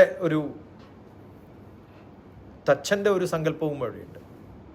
അദ്ദേഹത്തിൻ്റെ ഒരു കോൺട്രിബ്യൂഷൻ അവിടെയുണ്ട് ക്ഷേത്രം പണിയാൻ വേണ്ടിയിട്ട്, പെരുന്തച്ചൻ്റെ. ഓക്കെ, അതെ, തമിഴ്നാട്ടിൽ. അങ്ങനെ ഒരു കേരള അല്ലെങ്കിൽ കേരളത്തിൻ്റെ ഒരു എൻട്രൻസ് തന്നെയുണ്ട് കേരളത്തിന് വേണ്ടിയിട്ട് വിട്ടുകൊടുത്തിരിക്കുന്നത്. ആ എൻട്രൻസ് അവരുടെയാണെന്നുള്ളതാണ് ധാരണ. കേരളത്തിൻ്റെ ഒരു എൻട്രൻസ് ആണ്. അപ്പോൾ ഇങ്ങനെ പല സംഭവങ്ങളും നമ്മൾ അറിയേണ്ടത്. ഈ ആഗ്രഹങ്ങൾ ഉണ്ടായിട്ട് കാര്യമില്ല. ആഗ്രഹങ്ങളൊക്കെ സഫലീകരിക്കാവുന്ന, നമ്മുടെ ഇന്ദ്രിയങ്ങൾക്കൊക്കെ ബലം കൊടുക്കുന്ന ആ ആഗ്രഹങ്ങൾ ഒക്കെ നിറവേറ്റാനുള്ളതാണ് ഇന്ദ്രിയങ്ങൾ, ആണോ അല്ലയോ? പക്ഷെ എന്താവരുത്, അവസാനം എൻ്റെ ജിതേന്ദ്രിയൻ എന്നെ വെറുക്കുന്ന തരത്തിലാവരുത്. എന്ന് പറഞ്ഞാൽ എന്താ അർത്ഥം? രാത്രി സമാധാനമായിട്ട് ഉറങ്ങാൻ പറ്റാത്ത ഒരാഗ്രഹങ്ങളും നമ്മൾ ചെയ്യരുത്. എന്ത് രസകരമായ ഒരു ശ്ലോകാന്ന് ആലോചിച്ച് നോക്കൂ അല്ലേ? ഡീപ്പർ മീനിങ് അതല്ലേ നമുക്ക് വേണ്ടത്. സന്തോഷം. ഈ ശ്ലോകം ഒന്നും ഞാൻ വിട്ടുപോയാണ് പലപ്പോഴും, ഇങ്ങനെ പറഞ്ഞിട്ടേ ഇല്ല. ഓക്കെ, ഇപ്പൊ എന്ത് ചെയ്യണം? യാ നിശ സർവഭൂതാനാം തസ്യാം ജഗർത്തി സംയമി യസ്യാം ജാഗ്രതി ഭൂതാനി സാ നിശ പശ്യതോ മുനേ.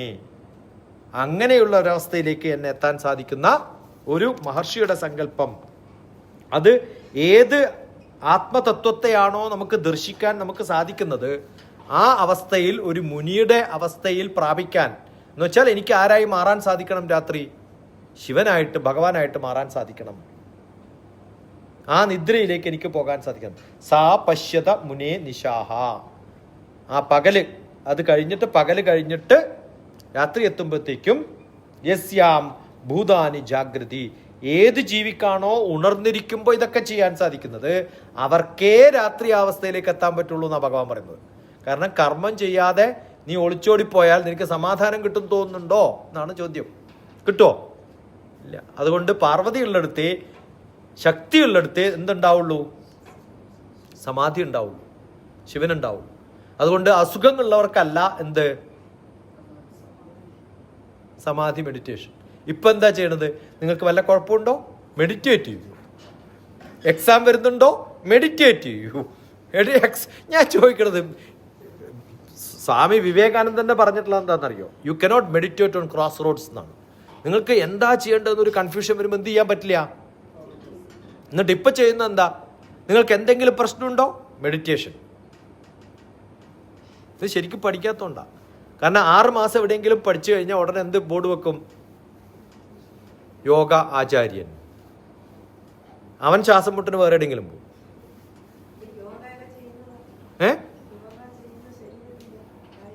ഈ വ്യായാമത്തിന് യോഗ ചെയ്യണമെന്ന് ആരാ പറഞ്ഞത്?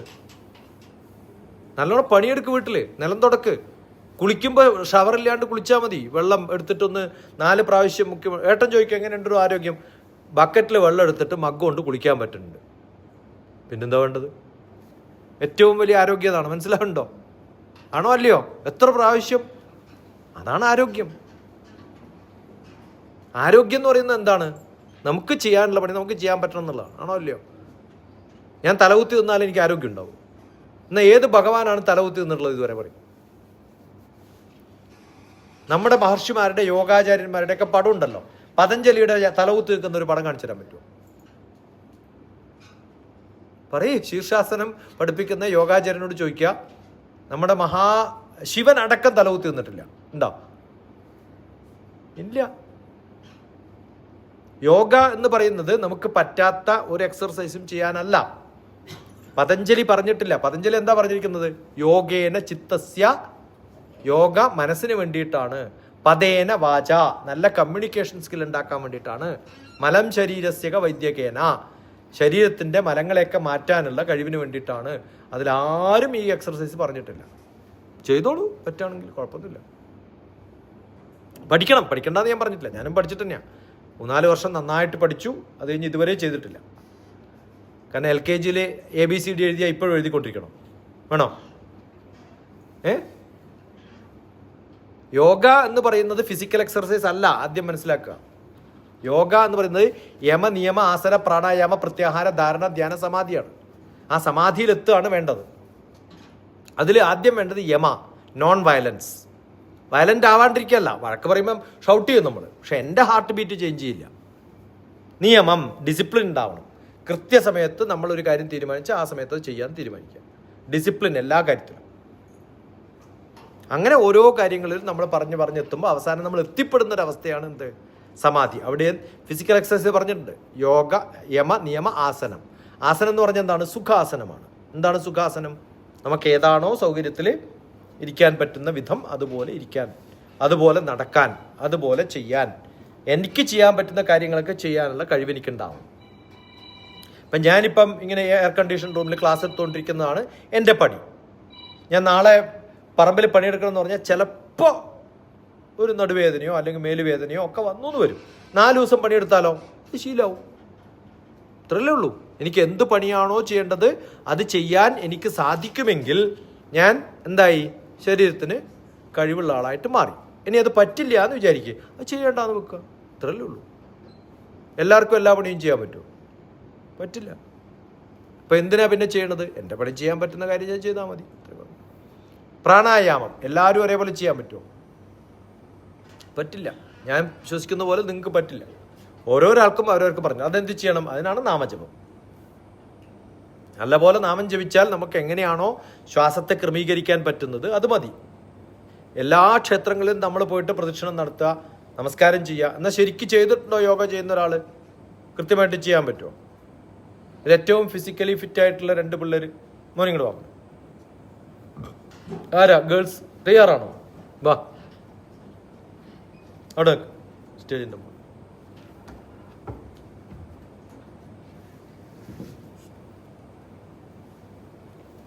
ഓക്കെ, ഇവിടെ കുറച്ചും കൂടെ മാറി നിൽക്കുക. എൻ്റെ മോള് തട്ടണ്ട വെച്ചിട്ട് ഒരാൾ ഇവിടെ നിൽക്കുക, മറ്റൊരാൾ അവിടെ നിൽക്കുക. കൈ ഇങ്ങനെ പിടിക്കുക. വലം കയ്യാൽ ഇടം കാതും, ഇടം കയ്യാൽ വലം കാതും ഇങ്ങനെ പിടിച്ചിട്ട് കാല് ക്രോസ് ചെയ്ത് വെക്കുക. ഓക്കെ, എന്നിട്ട് കൈയിൻ്റെ മുട്ട് നിലത്ത് മുട്ട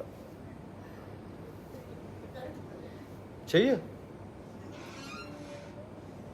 മുട്ടുമടക്കാം, മുട്ടുമടക്കാം, മുട്ടുമടക്കാം, മുട്ടുമടക്കിക്കോ. മുട്ടട്ടെ, മുട്ടട്ടെ, മുട്ടട്ടെ. ഇങ്ങനെ 108 പ്രാവശ്യം ചെയ്താൽ ഗണപതി നിങ്ങളെ അനുഗ്രഹിക്കും. മനസ്സിലാവുണ്ടോ? ലോകത്തിലെ ഏറ്റവും നല്ല എക്സർസൈസ് നമ്മളെ പഠിപ്പിച്ചതാരാ? ഗണപതി. മതി മക്കളെ, ഇത്ര എളുപ്പമാണെന്നറിയോ? 5 ദിവസം പ്രാക്ടീസ് ചെയ്താൽ നമുക്ക് ഈസി ആയിട്ട് ചെയ്യാൻ പറ്റും. നിങ്ങൾക്ക് പറ്റില്ല. ഏറ്റവും നല്ല എക്സർസൈസ് എന്ന് പറയുന്നത് ആര് ചെയ്യണം? എല്ലാവരും ചെയ്യണം. ആര് ചെയ്യരുത്? ഗർഭിണികൾ ചെയ്യരുത്. നിങ്ങളൊക്കെ ഗണേശൻ്റെ അമ്പലത്തിൽ പോയിട്ട് ഇങ്ങനെ കാണിക്കും, അയാളെ പറ്റിക്കുക അല്ലേ? അങ്ങനെ ഏതെങ്കിലും ക്ഷേത്രത്തിലൊക്കെ പോകുമ്പോൾ ഇങ്ങനെ ചെയ്യുമ്പോൾ ഓ എത്ര മാസമായി എന്ന് ചോദിക്കും ഞാൻ. എന്നാ കാരണം നിങ്ങൾ ചെയ്യേണ്ട വിധത്തിലല്ല ചെയ്യണത്, ഇത് കാണിക്കലാണ്. ഗണേശൻ പറഞ്ഞിരിക്കുന്നത് ഇതുപോലെ നമസ്കരിക്കണം. അങ്ങനെ നമസ്കരിച്ചാൽ എന്തുണ്ടാവില്ല? ഗണേശനെ പോലെ കൊടവയറുണ്ടാവില്ല എന്ന്. ഹൊറിസോണ്ടലി വളരില്ല.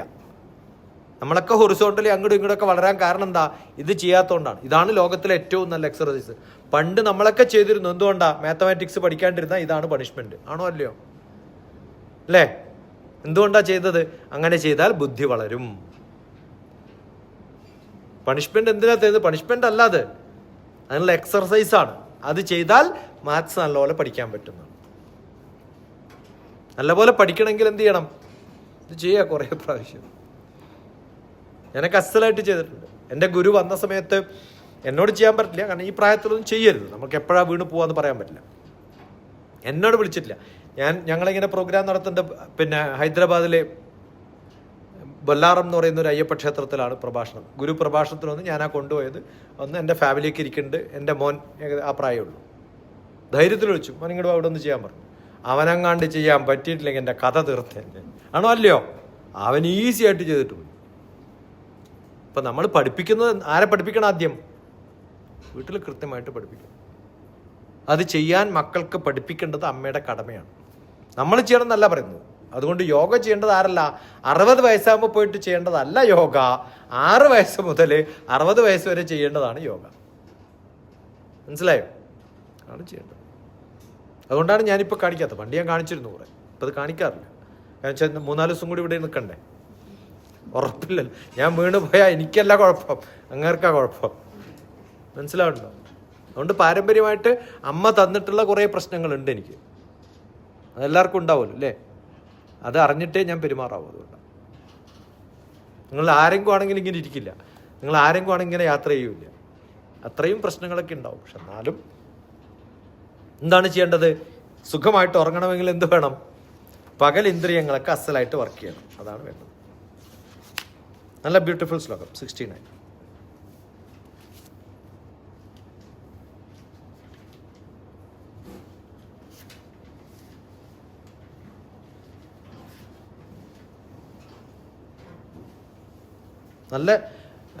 നല്ല എക്സ്പ്ലനേഷനാണ് ഇതിനകത്ത് കൊടുത്തിരിക്കുന്നത്. ഞാൻ ഇപ്പോൾ വായിക്കാം. ഓക്കെ. ആ അല്ല, ചെയ്യാൻ പറ്റുകയാണെങ്കിൽ ചെയ്യാം. പക്ഷെ അത് നമ്മൾ ഫോഴ്സ്ഫുൾ ആയിട്ട് ഇല്ലാത്ത കാലത്ത് ചെയ്യരുത്. ഇതുവരെ പ്രാക്ടീസിലില്ലാത്ത ഒരാൾ 45 വയസ്സ് 60 വയസ്സ് 50 വയസ്സൊക്കെ ആകുമ്പോഴാണ് ഇത് ചെയ്യുന്നത്. ഇതുവരെ ഒന്നും ചെയ്തിട്ടില്ല. ചിലപ്പോൾ നിങ്ങൾ കൃത്യമായിട്ട് നിങ്ങൾക്ക് അറിയുന്ന വിധത്തിൽ ചെയ്തിട്ടില്ലെങ്കിൽ എന്ത് പറ്റും? അത് വേണം. പ്രാണായാമേന യുക്തേന സർവരോഗ സമാരഹ. ഡോക്ടർ TPS മെഡിറ്റേഷൻ എന്ന പേരിൽ ഒരു ചെറിയ വീഡിയോ ഇട്ടിട്ടുണ്ട്. അതിനകത്ത് എങ്ങനെയാണ് ചെയ്യേണ്ടത്? ആർക്കെങ്കിലും ഒരാൾ വളണ്ടിയർ വാ, കമോൺ ഫാസ്റ്റ്, ഒരാൾ കാണിച്ചു തരാം എന്താ ചെയ്യേണ്ടത്. വേഗം വാ. ബുക്ക് ഇവിടെ വെച്ച് ചാടി ഓടി വരിക. അതിങ്ങനെ ആലോചിച്ച് 2 പ്രാവശ്യം ഒന്ന് ശ്വസിച്ച് ഒന്നും വേണ്ട. ഇവിടെ കവന്ന് കിടക്ക്, ഇവിടെ കവന്ന് കിടക്ക്, കവന്ന് കിടന്നു. ഈ കൈ ഇങ്ങനെ വെക്ക് ഒന്നിൻ്റെ മുകളിലും. എന്നിട്ട് ഇതാണ് ഏറ്റവും നല്ല സ്ലീപ്പിംഗ്. ആ കാലം അങ്ങനെയല്ല വെക്കുക, കംഫർട്ടബിൾ. വണ്ടർഫുൾ. ഓക്കെ. ഈ കിടക്കുന്ന പൊസിഷൻ നമ്മൾ കവന്ന് കിടക്കുമ്പോൾ 2 കൈയും കൈയിൻ്റെ മുകളിൽ വെച്ചിട്ട് നെറ്റി അവിടെ വെച്ചാൽ എന്ത് ചെയ്യും? മൂക്ക് ബ്രീത്ത് ക്ലിയർ ആവും ഇല്ലേ? ഇപ്പം ഇത് അടിക്കില്ലല്ലോ, അല്ലെങ്കിൽ എന്തായാലും അടിക്കുമല്ലോ. ഇങ്ങനെ കിടക്കുമ്പോൾ നമ്മൾ ഏറ്റവും ദേഷ്യം വന്നാൽ ബെഡിൽ പോയിട്ട് എങ്ങനെ കിടക്കുക? ഇങ്ങനെയാണോ അല്ലയോ? അമ്മയുടെ മടിയിൽ എങ്ങനെ കിടക്കുക? ഇങ്ങനെയല്ലേ?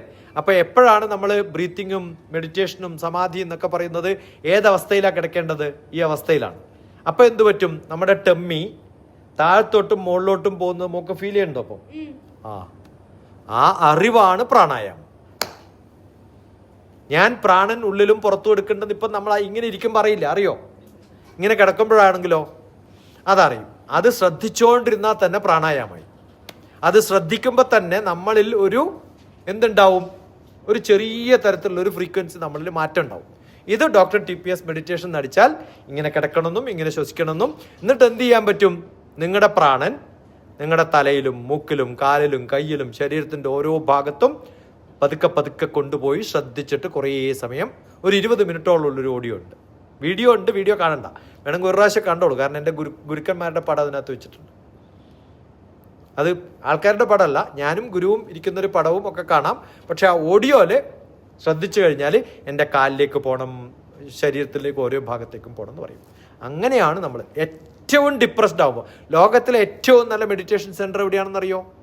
അമ്മയുടെ മടിത്തട്ട്. എല്ലാ പ്രശ്നവും വരുമ്പോൾ അവിടെ കിടന്ന അമ്മ സാരില്ല മോളെ എന്ന് പറയുമ്പോൾ കിട്ടുന്നൊരു സുഖമില്ലേ ഇല്ലേ? അത് ഇതുപോലെ കിടക്കുമ്പോൾ നമുക്ക് കിട്ടണം. അപ്പം അമ്മയുണ്ടോ ഇല്ലയോ എന്നല്ല, അമ്മയുടെ മടിയിൽ കിടക്കുന്ന ഒരു രൂപത്തിൽ ഭാവത്തിൽ നമ്മൾ കിടക്കുകയാണെങ്കിൽ കിട്ടുന്നൊരു സന്തോഷമില്ലേ? അതാണ് വേണ്ടത്. അങ്ങനെ കിടക്കാൻ പറ്റുകയാണ് കുറച്ച് സമയം നമ്മുടെ ജീവിതത്തിൽ. ഏറ്റവും ഡിപ്രസ്ഡ് ആയിട്ട് ബുദ്ധിമുട്ട് വിഷമങ്ങളൊക്കെ വരുമ്പോൾ നമ്മൾ കിടക്കുമ്പോൾ, ഇപ്പോൾ ഇയാളെ സങ്കല്പത്തിൽ ആരാ കൂടെ ഉണ്ടാവുക? ജിതേന്ദ്രിയനാണ് വർക്ക് ചെയ്യുക. അതുണ്ടാവുകയാണ് വേണ്ടത്. എന്ത് രസകരമായ പരമാർത്ഥ തത്വത്തിൽ ബുദ്ധി ഉറപ്പിക്കാത്ത സർവഭൂതങ്ങൾക്കും ആത്മനിഷ്ഠാവസ്ഥ രാത്രി പോലെ തോന്നും. മനസ്സിലാവുണ്ടോ? ഒന്നുമില്ലാത്തൊരവസ്ഥയിലേക്ക് പോകും. എന്നാൽ ജിതേന്ദ്രിയനാകട്ടെ അപ്പോൾ ആത്മബോധത്തോടെ വർത്തിക്കുന്നു. ഇപ്പം ആരാ വർത്തിക്കുന്നത് ആ അവസ്ഥയിൽ? ജിതേന്ദ്രിയൻ നമ്മുടെ ഇന്ദ്രിയങ്ങൾക്ക് അപ്പുറത്ത് അതിനെയൊക്കെ കൺട്രോൾ ചെയ്യുന്ന ഏതോ ഒരു കാര്യം നമ്മൾ വർക്ക് ചെയ്യും. നമ്മുടെ ടേസ്റ്റോ മൂക്കോ വായോ ശ്വാസമോ ഒന്നും അറിയില്ല. നമ്മൾ സകല ജീവികളും ലൗകിക വിഷയാനുഭവങ്ങളിൽ ഉണർവോടെ പ്രവർത്തിക്കുമ്പോൾ, അങ്ങനെ പ്രവർത്തിക്കുന്ന ആൾക്കേ ഉള്ളൂ കേട്ടോ, ജിതേന്ദ്രിയൻ അവയിൽ അനാസക്തനായാൽ ആകയാൽ നിദ്രയിൽ എന്ന പോലെ കഴിയുന്നു. മനസ്സിലാവുണ്ടോ? ആ അവസ്ഥയിൽ പതുക്കെ നിദ്രയിലെത്തുമ്പോൾ നമുക്ക് കിട്ടുന്ന ഉറങ്ങിപ്പോയടി ഇല്ലേ? ഫീൽ ചെയ്യുന്നില്ലേ? ബ്രീത്തിങ്, അതാണ് പ്രാണായാമം. ഇത് നമ്മുടെ കൺട്രോളിൽ നമ്മൾ ചെയ്യേണ്ടതാ. ആരും പറഞ്ഞിട്ട് നിങ്ങൾ പിന്നെ കഴിക്കുന്ന ഭക്ഷണം എനിക്ക് കഴിക്കാൻ പറ്റൂ, നിങ്ങൾ ശ്വസിക്കുന്നത് അത്ര എനിക്ക് ശ്വസിക്കാൻ പറ്റില്ല. ആ സമയത്ത് ഇങ്ങനെ ശ്രദ്ധ വരുമ്പം നമ്മുടെ അറിയാതെ നമ്മുടെ സുഖമായിരിക്കും എന്ന് പറയും ആ അവസ്ഥ. അതാണ് പ്രാണായാമം.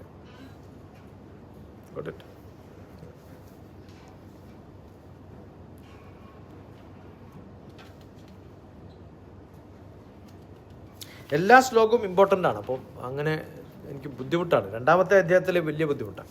പിന്നെയുള്ളതിലൊക്കെ എളുപ്പമാണ്, സ്കിപ്പ് ചെയ്യാം. അതേതിലാ? 4 ചാടിയോ? 4 എടുക്കാം നമുക്ക്, 3ഉം 4ഉം ഒക്കെ. 1ഓ 2ഓ ശ്ലോകങ്ങൾ അവിടുന്ന് ഇവിടുന്നൊക്കെ എടുക്കാം.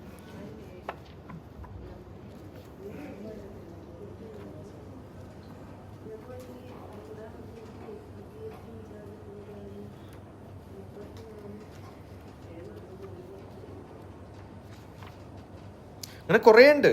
ഇപ്പം 4 24 സ്ഥിരം ചെല്ലിപ്പിക്കുന്നതാണ്. ബ്രഹ്മാർപ്പണം ബ്രഹ്മഹാവിർ ബ്രഹ്മാഗ്നൗ ബ്രഹ്മണാഹുതം ബ്രഹ്മൈവ തേന ഗന്ധവ്യം ബ്രഹ്മകർമ്മ സമാധിന. അത് ബ്രഹ്മകർമ്മമാണ്. ഏതാ ബ്രഹ്മകർമ്മം? ഞാൻ ഭക്ഷണം കഴിക്കുന്നത് ബ്രഹ്മകർമ്മമാണ്. എന്തിനാ ഭക്ഷണം കഴിക്കുന്നത്? പിന്നെ പല ബ്രഹ്മകർമ്മങ്ങളും ചെയ്യാൻ. മനസ്സിലാവുണ്ടോ? എന്താ പിന്നെയുള്ള ബ്രഹ്മകർമ്മം? നല്ല ക്രിയേറ്റീവായിട്ടുള്ള ചിന്തകൾ. ബ്രഹ്മാവ് ക്രിയേറ്റിവിറ്റി ഉള്ള ആളാണ്. കഴിവിൻ്റെ പുതിയ സൃഷ്ടികളൊക്കെ ഉണ്ടാക്കാനുള്ള ബുദ്ധിയുള്ള ആളാണ്. ആ അവസ്ഥയിലേക്ക് എനിക്ക് കർമ്മങ്ങൾ ചെയ്യാൻ സാധിക്കണമെങ്കിൽ ഞാൻ എന്ത് ചെയ്യണം? അതിനുതകുന്ന ഭക്ഷണം കഴിക്കണം. അതുകൊണ്ട് ഭക്ഷണം കഴിക്കുമ്പോൾ ചൊല്ലേണ്ടതായി, ഞാൻ കഴിക്കുന്ന ഭക്ഷണം എന്തായിട്ട് തോന്നണം? ഈ ശ്മശാനമായ ആണോ? ആ അല്ലേ? ശവം കഴിക്കുന്നവർക്കൊക്കെ ഇത് ശ്മശാനല്ലേ? ശവം ദഹിപ്പിക്കുന്ന സ്ഥലത്തിന് എന്താ പറയാ? ഭക്ഷണം കഴിച്ചാൽ എന്താ ചെയ്യുക? ദഹിപ്പിക്കുക. അപ്പം ചത്ത മീനൊക്കെ ഇട്ടിട്ട് ദഹിപ്പിച്ചാൽ ഇത് മീനിൻ്റെ ശവക്കുഴി ആണോ അല്ലയോ? അതുകൊണ്ടല്ലേ ഇവിടെ കത്തുന്നത്. വിശക്കുമ്പോൾ എന്താ പറ്റുക? വയറ് കത്തും ഇല്ലേ? അപ്പം ഇതെന്തിൻ്റെ സ്ഥാനമാണ്? ദഹിപ്പിക്കുന്ന സ്ഥാനമാണ്, അഗ്നിസ്ഥാനമാണ് വയറ് അല്ലേ? അവിടത്തേക്ക് നമ്മൾ എന്തിടണം? ഹവിസ് ഇടണം. യാഗയജ്ഞ കർമ്മങ്ങളിൽ നെയ്യും അരിയും ഒക്കെ ചേർത്തിട്ടിട്ട് നമ്മൾ ചൊല്ലുന്ന ചില മന്ത്രങ്ങളുണ്ട്. അതുപോലെ ഞാൻ ഇടുന്ന ഏറ്റവും നല്ല ഭക്ഷണം എന്ന് പറയുന്നത് നെയ്യും ശർക്കരയും അരിയും ഒക്കെ ചേർത്തിട്ടുള്ള പായസങ്ങളൊക്കെയാണ് അല്ലേ? അത് നമ്മൾ ഇട്ടിട്ട് അത് ഹവിസ്സായിട്ട്, അത് പൂജ ഹവിസ് എന്ന് പറഞ്ഞാൽ പൂജയ്ക്ക് നമ്മൾ അഗ്നിയിൽ അർപ്പിക്കുന്നതിനെയാണ് ഹവിസ് എന്ന് പറയാം. അതിടുന്ന സമയത്ത് നമ്മൾ ചൊല്ലേണ്ട മന്ത്രമാണ് ബ്രഹ്മാർപ്പണം. ബ്രഹ്മാവിന് വേണ്ടിയിട്ടാണ് കൊടുക്കുന്നത് എന്ന് പറഞ്ഞാൽ എന്താ അർത്ഥം? ഇത് കഴിച്ചിട്ട് എൻ്റെ ഉള്ളിലുള്ള ബ്രഹ്മാവ് എനിക്ക് പുതിയ പുതിയ പഠിക്കാനുള്ള കഴിവുകൾ ഉണ്ടാക്കി തരണേ എന്നാണ്. നല്ല ചോദ്യങ്ങൾ ഉണ്ടാക്കാനാണ്. ബ്രഹ്മാവിൻ്റെ നല്ല ചോദ്യങ്ങളാണ്. എനിക്ക് നല്ല ചോദ്യങ്ങൾ ഉണ്ടാക്കാനാണ് ഞാൻ കഴിക്കേണ്ടത്. അപ്പോൾ എന്ത് വേണം? നല്ല വളർന്നു വലുതാവാൻ കഴിവുള്ള വിത്തുകളാണ് ഞാൻ കഴിക്കേണ്ടത്. ഞാൻ കഴിക്കാത്ത അരി നെല്ലാവുന്ന സമയത്ത് മണ്ണിലിട്ടാൽ എന്താവും? ഇല്ലേ? ഒരു കുടം നെല്ലായിട്ട് മാറും ഇല്ലേ? അങ്ങനെ വളരാൻ കഴിവുള്ളതാണ് ഞാൻ കഴിക്കേണ്ട എല്ലാ സാധനവും. അതുകൊണ്ടാണ് അതിന് ജീവനുണ്ട്, അതിന് ഓജസ് ഉണ്ട്. അപ്പം ഞാൻ 1 മണി കഴിക്കുമ്പോൾ ഞാൻ 1 മണിയല്ല കഴിക്കുന്നത്. എത്ര കഴിക്കണത്? കുറേ നെല്ലുണ്ടാക്കാൻ കഴിവുള്ള ഒരു ഊർജ്ജമാണ് ഞാൻ കഴിക്കുന്നത്. അപ്പം നിങ്ങൾ കുറേ തിന്നേണ്ട കാര്യമുണ്ടോ? ഒരു വയൽ ഫുൾ തിന്നണോ? വേണ്ടല്ലോ. കുറച്ച് കഴിച്ചാൽ മതി. അതിന് കുറേ എനർജി തരാൻ പറ്റും. അത് അറിഞ്ഞുകൊണ്ട് കഴിക്കണം. ഇത് എൻ്റെ ഉള്ളിൽ വളർന്നിട്ട് കുറേ ശക്തി ഉണ്ടാക്കാൻ പറ്റുകയാണെന്നുള്ള സങ്കല്പത്തോടുകൂടി കഴിച്ചു കഴിഞ്ഞാൽ അത് നല്ല ശക്തി തരും. അതുകൊണ്ടാണ് ബ്രഹ്മാർപ്പണം ബ്രഹ്മഹവിർ ബ്രഹ്മാഗ്നൗ ബ്രഹ്മണാഹുതം ബ്രഹ്മൈവതേന ഗന്ധവ്യം ബ്രഹ്മകർമ്മ സമാധിന. ഇതൊക്കെ ബ്രഹ്മകർമ്മമായിട്ട് കാണാൻ സാധിക്കണം. ഇത് നല്ല രസകരമായൊരു ശ്ലോകമാണ്. ആ സങ്കല്പമാണ്. അവിസ്സാണ്, ബ്രഹ്മാവിനാണ്, ഇത് അഗ്നിയിലാണ് ഞാൻ അർപ്പിക്കുന്നത്. ബ്രഹ്മ അഗ്നൗ, അഗ്നിയിലാണ് ഈ ബ്രഹ്മാവിൻ്റെ ഈ വിത്ത് ഞാൻ ഇടുന്നത്. അഗ്നിയിലിട്ടിട്ടാണ് അതിനെ ദഹിപ്പിക്കുന്നത്. എന്നിട്ട് അത് എന്തു ചെയ്യാൻ പറ്റും? ബ്രഹ്മണാഹുതം. അത് ബ്രഹ്മാവ് തന്നെ ഉണ്ടാക്കുന്ന ഒരു സംഭവമായിട്ട് മാറും. ഇതുണ്ടാക്കുന്നതും ആ കഴിവുണ്ടാക്കുന്നതും ബ്രഹ്മാവാണ്. എന്നിട്ടോ ബ്രഹ്മകർമ്മ സമാധിന. അപ്പൊ ഈ കഴിക്കുന്ന ഞാൻ ചെയ്യുന്ന കർമ്മം എന്തായിട്ട് കരുതണം? ബ്രഹ്മകർമ്മമായിട്ട് കരുതണം. എന്ത് രസകരമായിട്ടുള്ളൊരു ശ്ലോകമാണത്. തേന ബ്രഹ്മ ഏവ ഗന്ധവ്യം. അതുകൊണ്ട് ഞാൻ ചെയ്യുന്ന എല്ലാ കർമ്മങ്ങളും ഏതിലേക്കെത്തണം? ബ്രഹ്മകർമ്മമായിട്ട് മാറാൻ വേണ്ടിയിട്ട് കഴിക്കുന്ന ഭക്ഷണം എന്നറിയണം.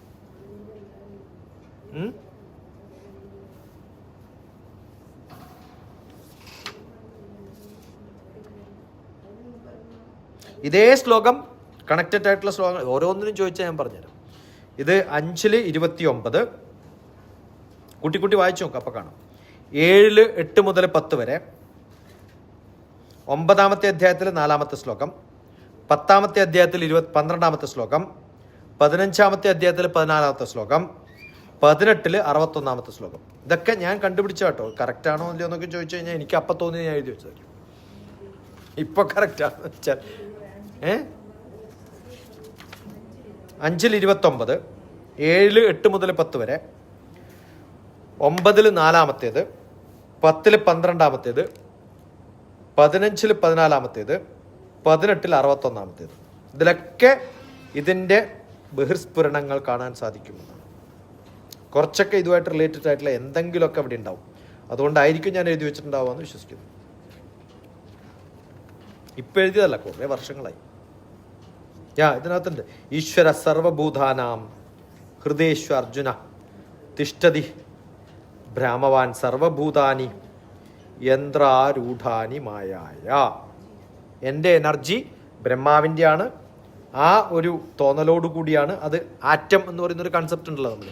ആറ്റം കൺസെപ്റ്റാണ് ഇവിടെ പറഞ്ഞിരിക്കുന്നത്. സർവഭൂതങ്ങളുടെയും തുടക്കം എന്ന് പറയുന്നത് എന്തിൽ നിന്ന് തുടങ്ങുന്നു? ഒരു കണത്തിൽ നിന്ന് തുടങ്ങുന്നു. അത് എല്ലാ ഭൂതങ്ങളിലും ഒരേപോലെയാണുള്ളത്. യന്ത്രരൂഢാനി മായ. അതിങ്ങനെ മായ പോലെ തോന്നും നമുക്ക്. എല്ലായിടത്തും ഒരേ സംഭവം കിടക്കുന്നതാണ്. ഓക്കെ.